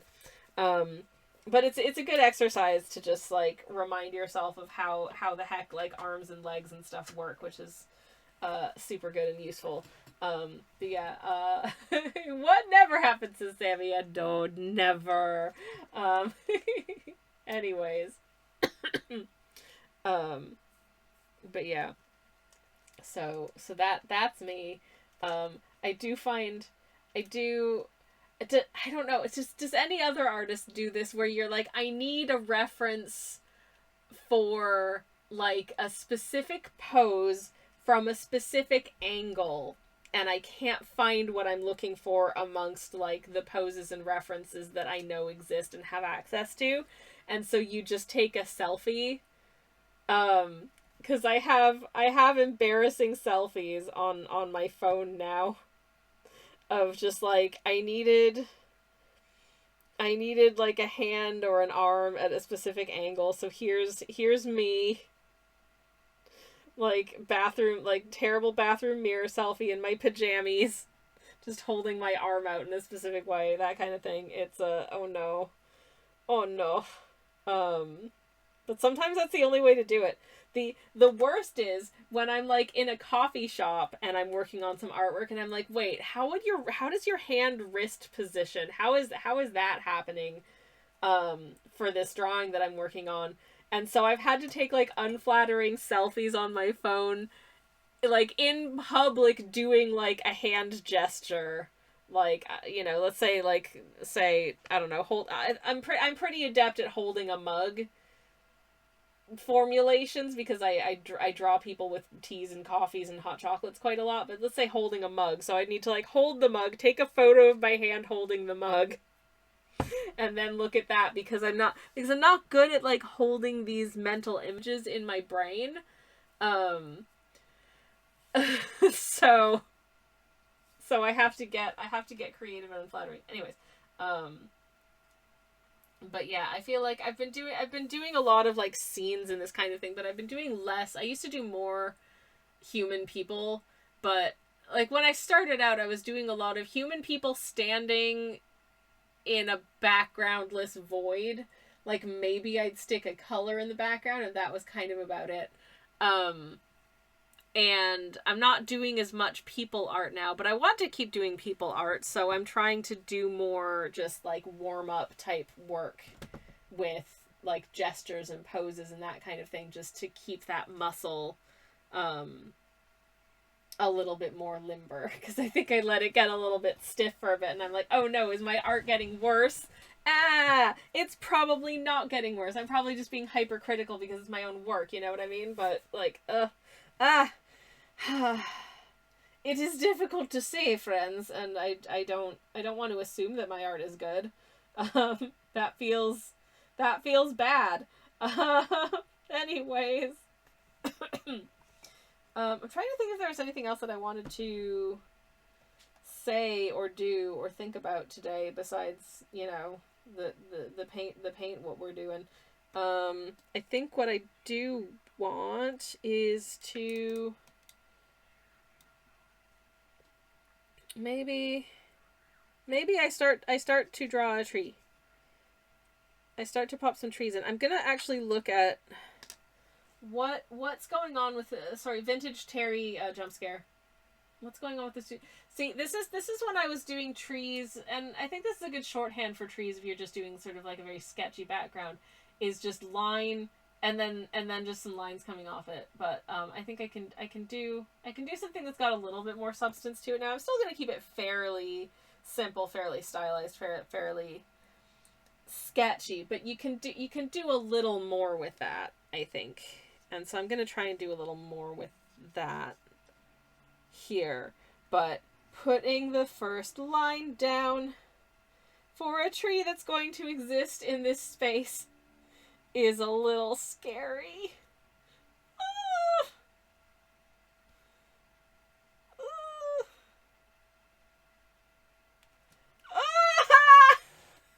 Why am I so nervous? I don't know, but this is actually really a little, oh, okay. This is a little nerve-wracking. This is a very long cactus now. Because my hand skipped a little bit. This is also the joys of having not, like, perfectly steady hands as well, is that one can find oneself in a situation where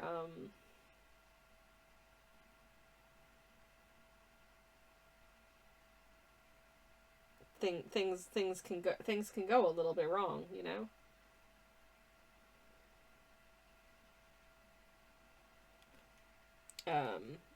I don't love that for me so much. So, you know, that's a thing. I'm just gonna bring it down here and just pop in a ton of foliage. And hopefully it'll look kind of tree-like. It's the aim anyways. Art is scary, says Tels. It is. It really is. It's cozy and it's comforting and it's fun. And it's also sometimes really scary. But we have a tree back here. How do I feel about this tree? I don't know. Just gonna...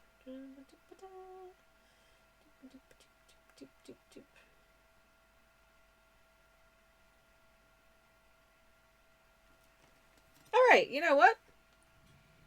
In isolation, it looks really stupid. But that's because we're not done yet.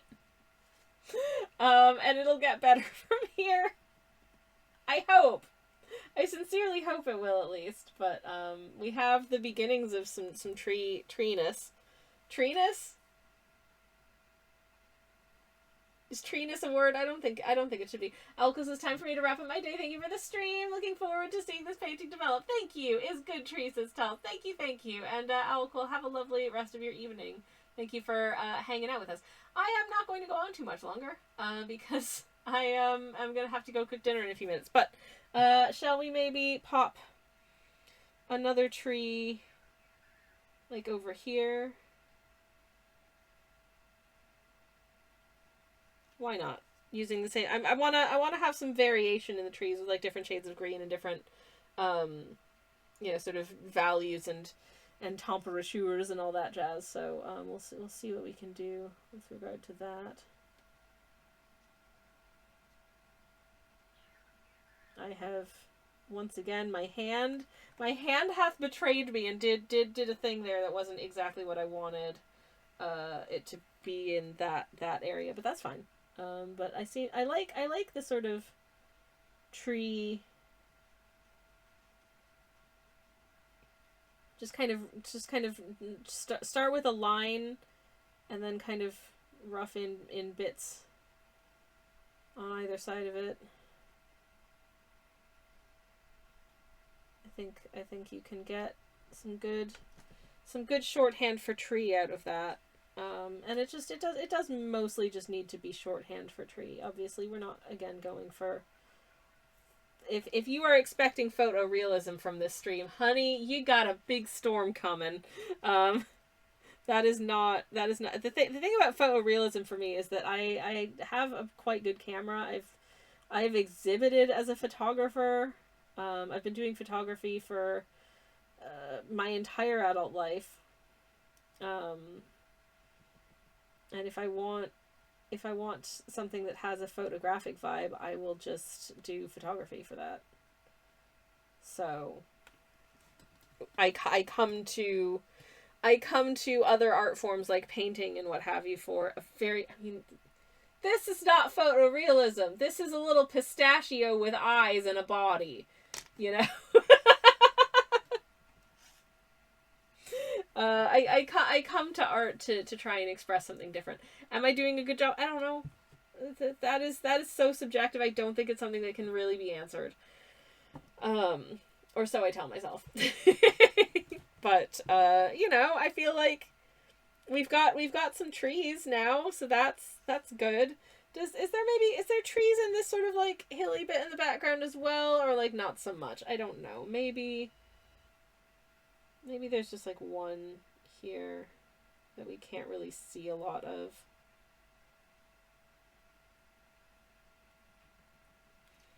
That's somewhat obscured. Because why not? Terry is camera shy and we respect that. For sure. And you know what? That's fair. I'm shy too. I don't have like a webcam on for when I'm streaming, in part because I would just be way too self-conscious. I would be too like, oh god, don't perceive my face, don't look at me, I'm shy. And that I think would I think that would be worse as a stream experience. So I don't want to subject myself to that, and I don't want to subject you to that. So yeah, fair enough. But that being said, like, you know, I'm not.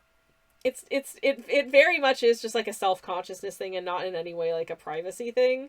Because I know some people don't appear on camera because, you know, they want sort of an amount of privacy of maybe just like not being visible online, and that I very much respect that. But for me personally, it's just if my camera's on, I'd be like, no. Do I make weird faces when I talk? At least when I post YouTube videos, and I do have a YouTube channel where I do appear on camera pretty regularly. At least regularly when I do actually post videos, which I haven't in quite a while. That's okay. Katie, thank you very much for the lurk. I hope you have a lovely lurk. There's my YouTube channel. If you want to subscribe, you can. It's free, and I'd be very grateful. Mimicry, hello, welcome in. It's lovely to see you as well. We are actually going to be wrapping up very shortly. I'm so sorry. But I shall continue on for just a moment longer. Maybe we'll paint one more tree, and then I'll go.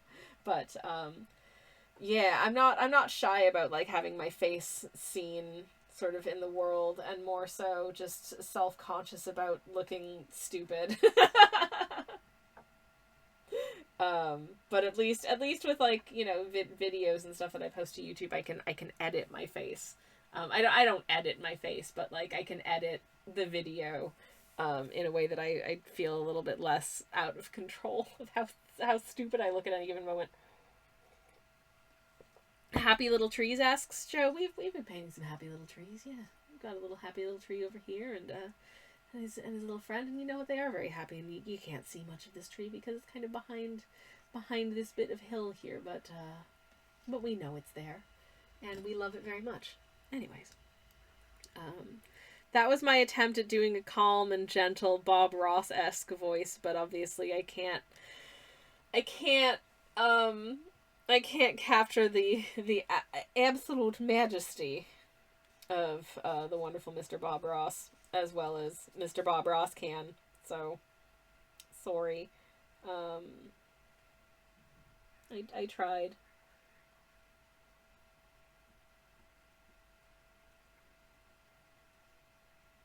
Okay, there's quite a bit of this foliage here that we can't see, because it's going off the edge of the canvas. So I'm doing like one half of it first, and then I'm gonna come back in and do the other side of it that's actually, by and large, more visible tree segments, and then kind of fill this in a little bit.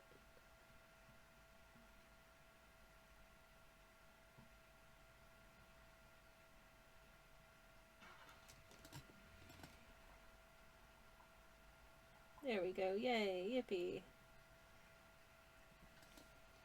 Cool beans. Okay, we have some trees.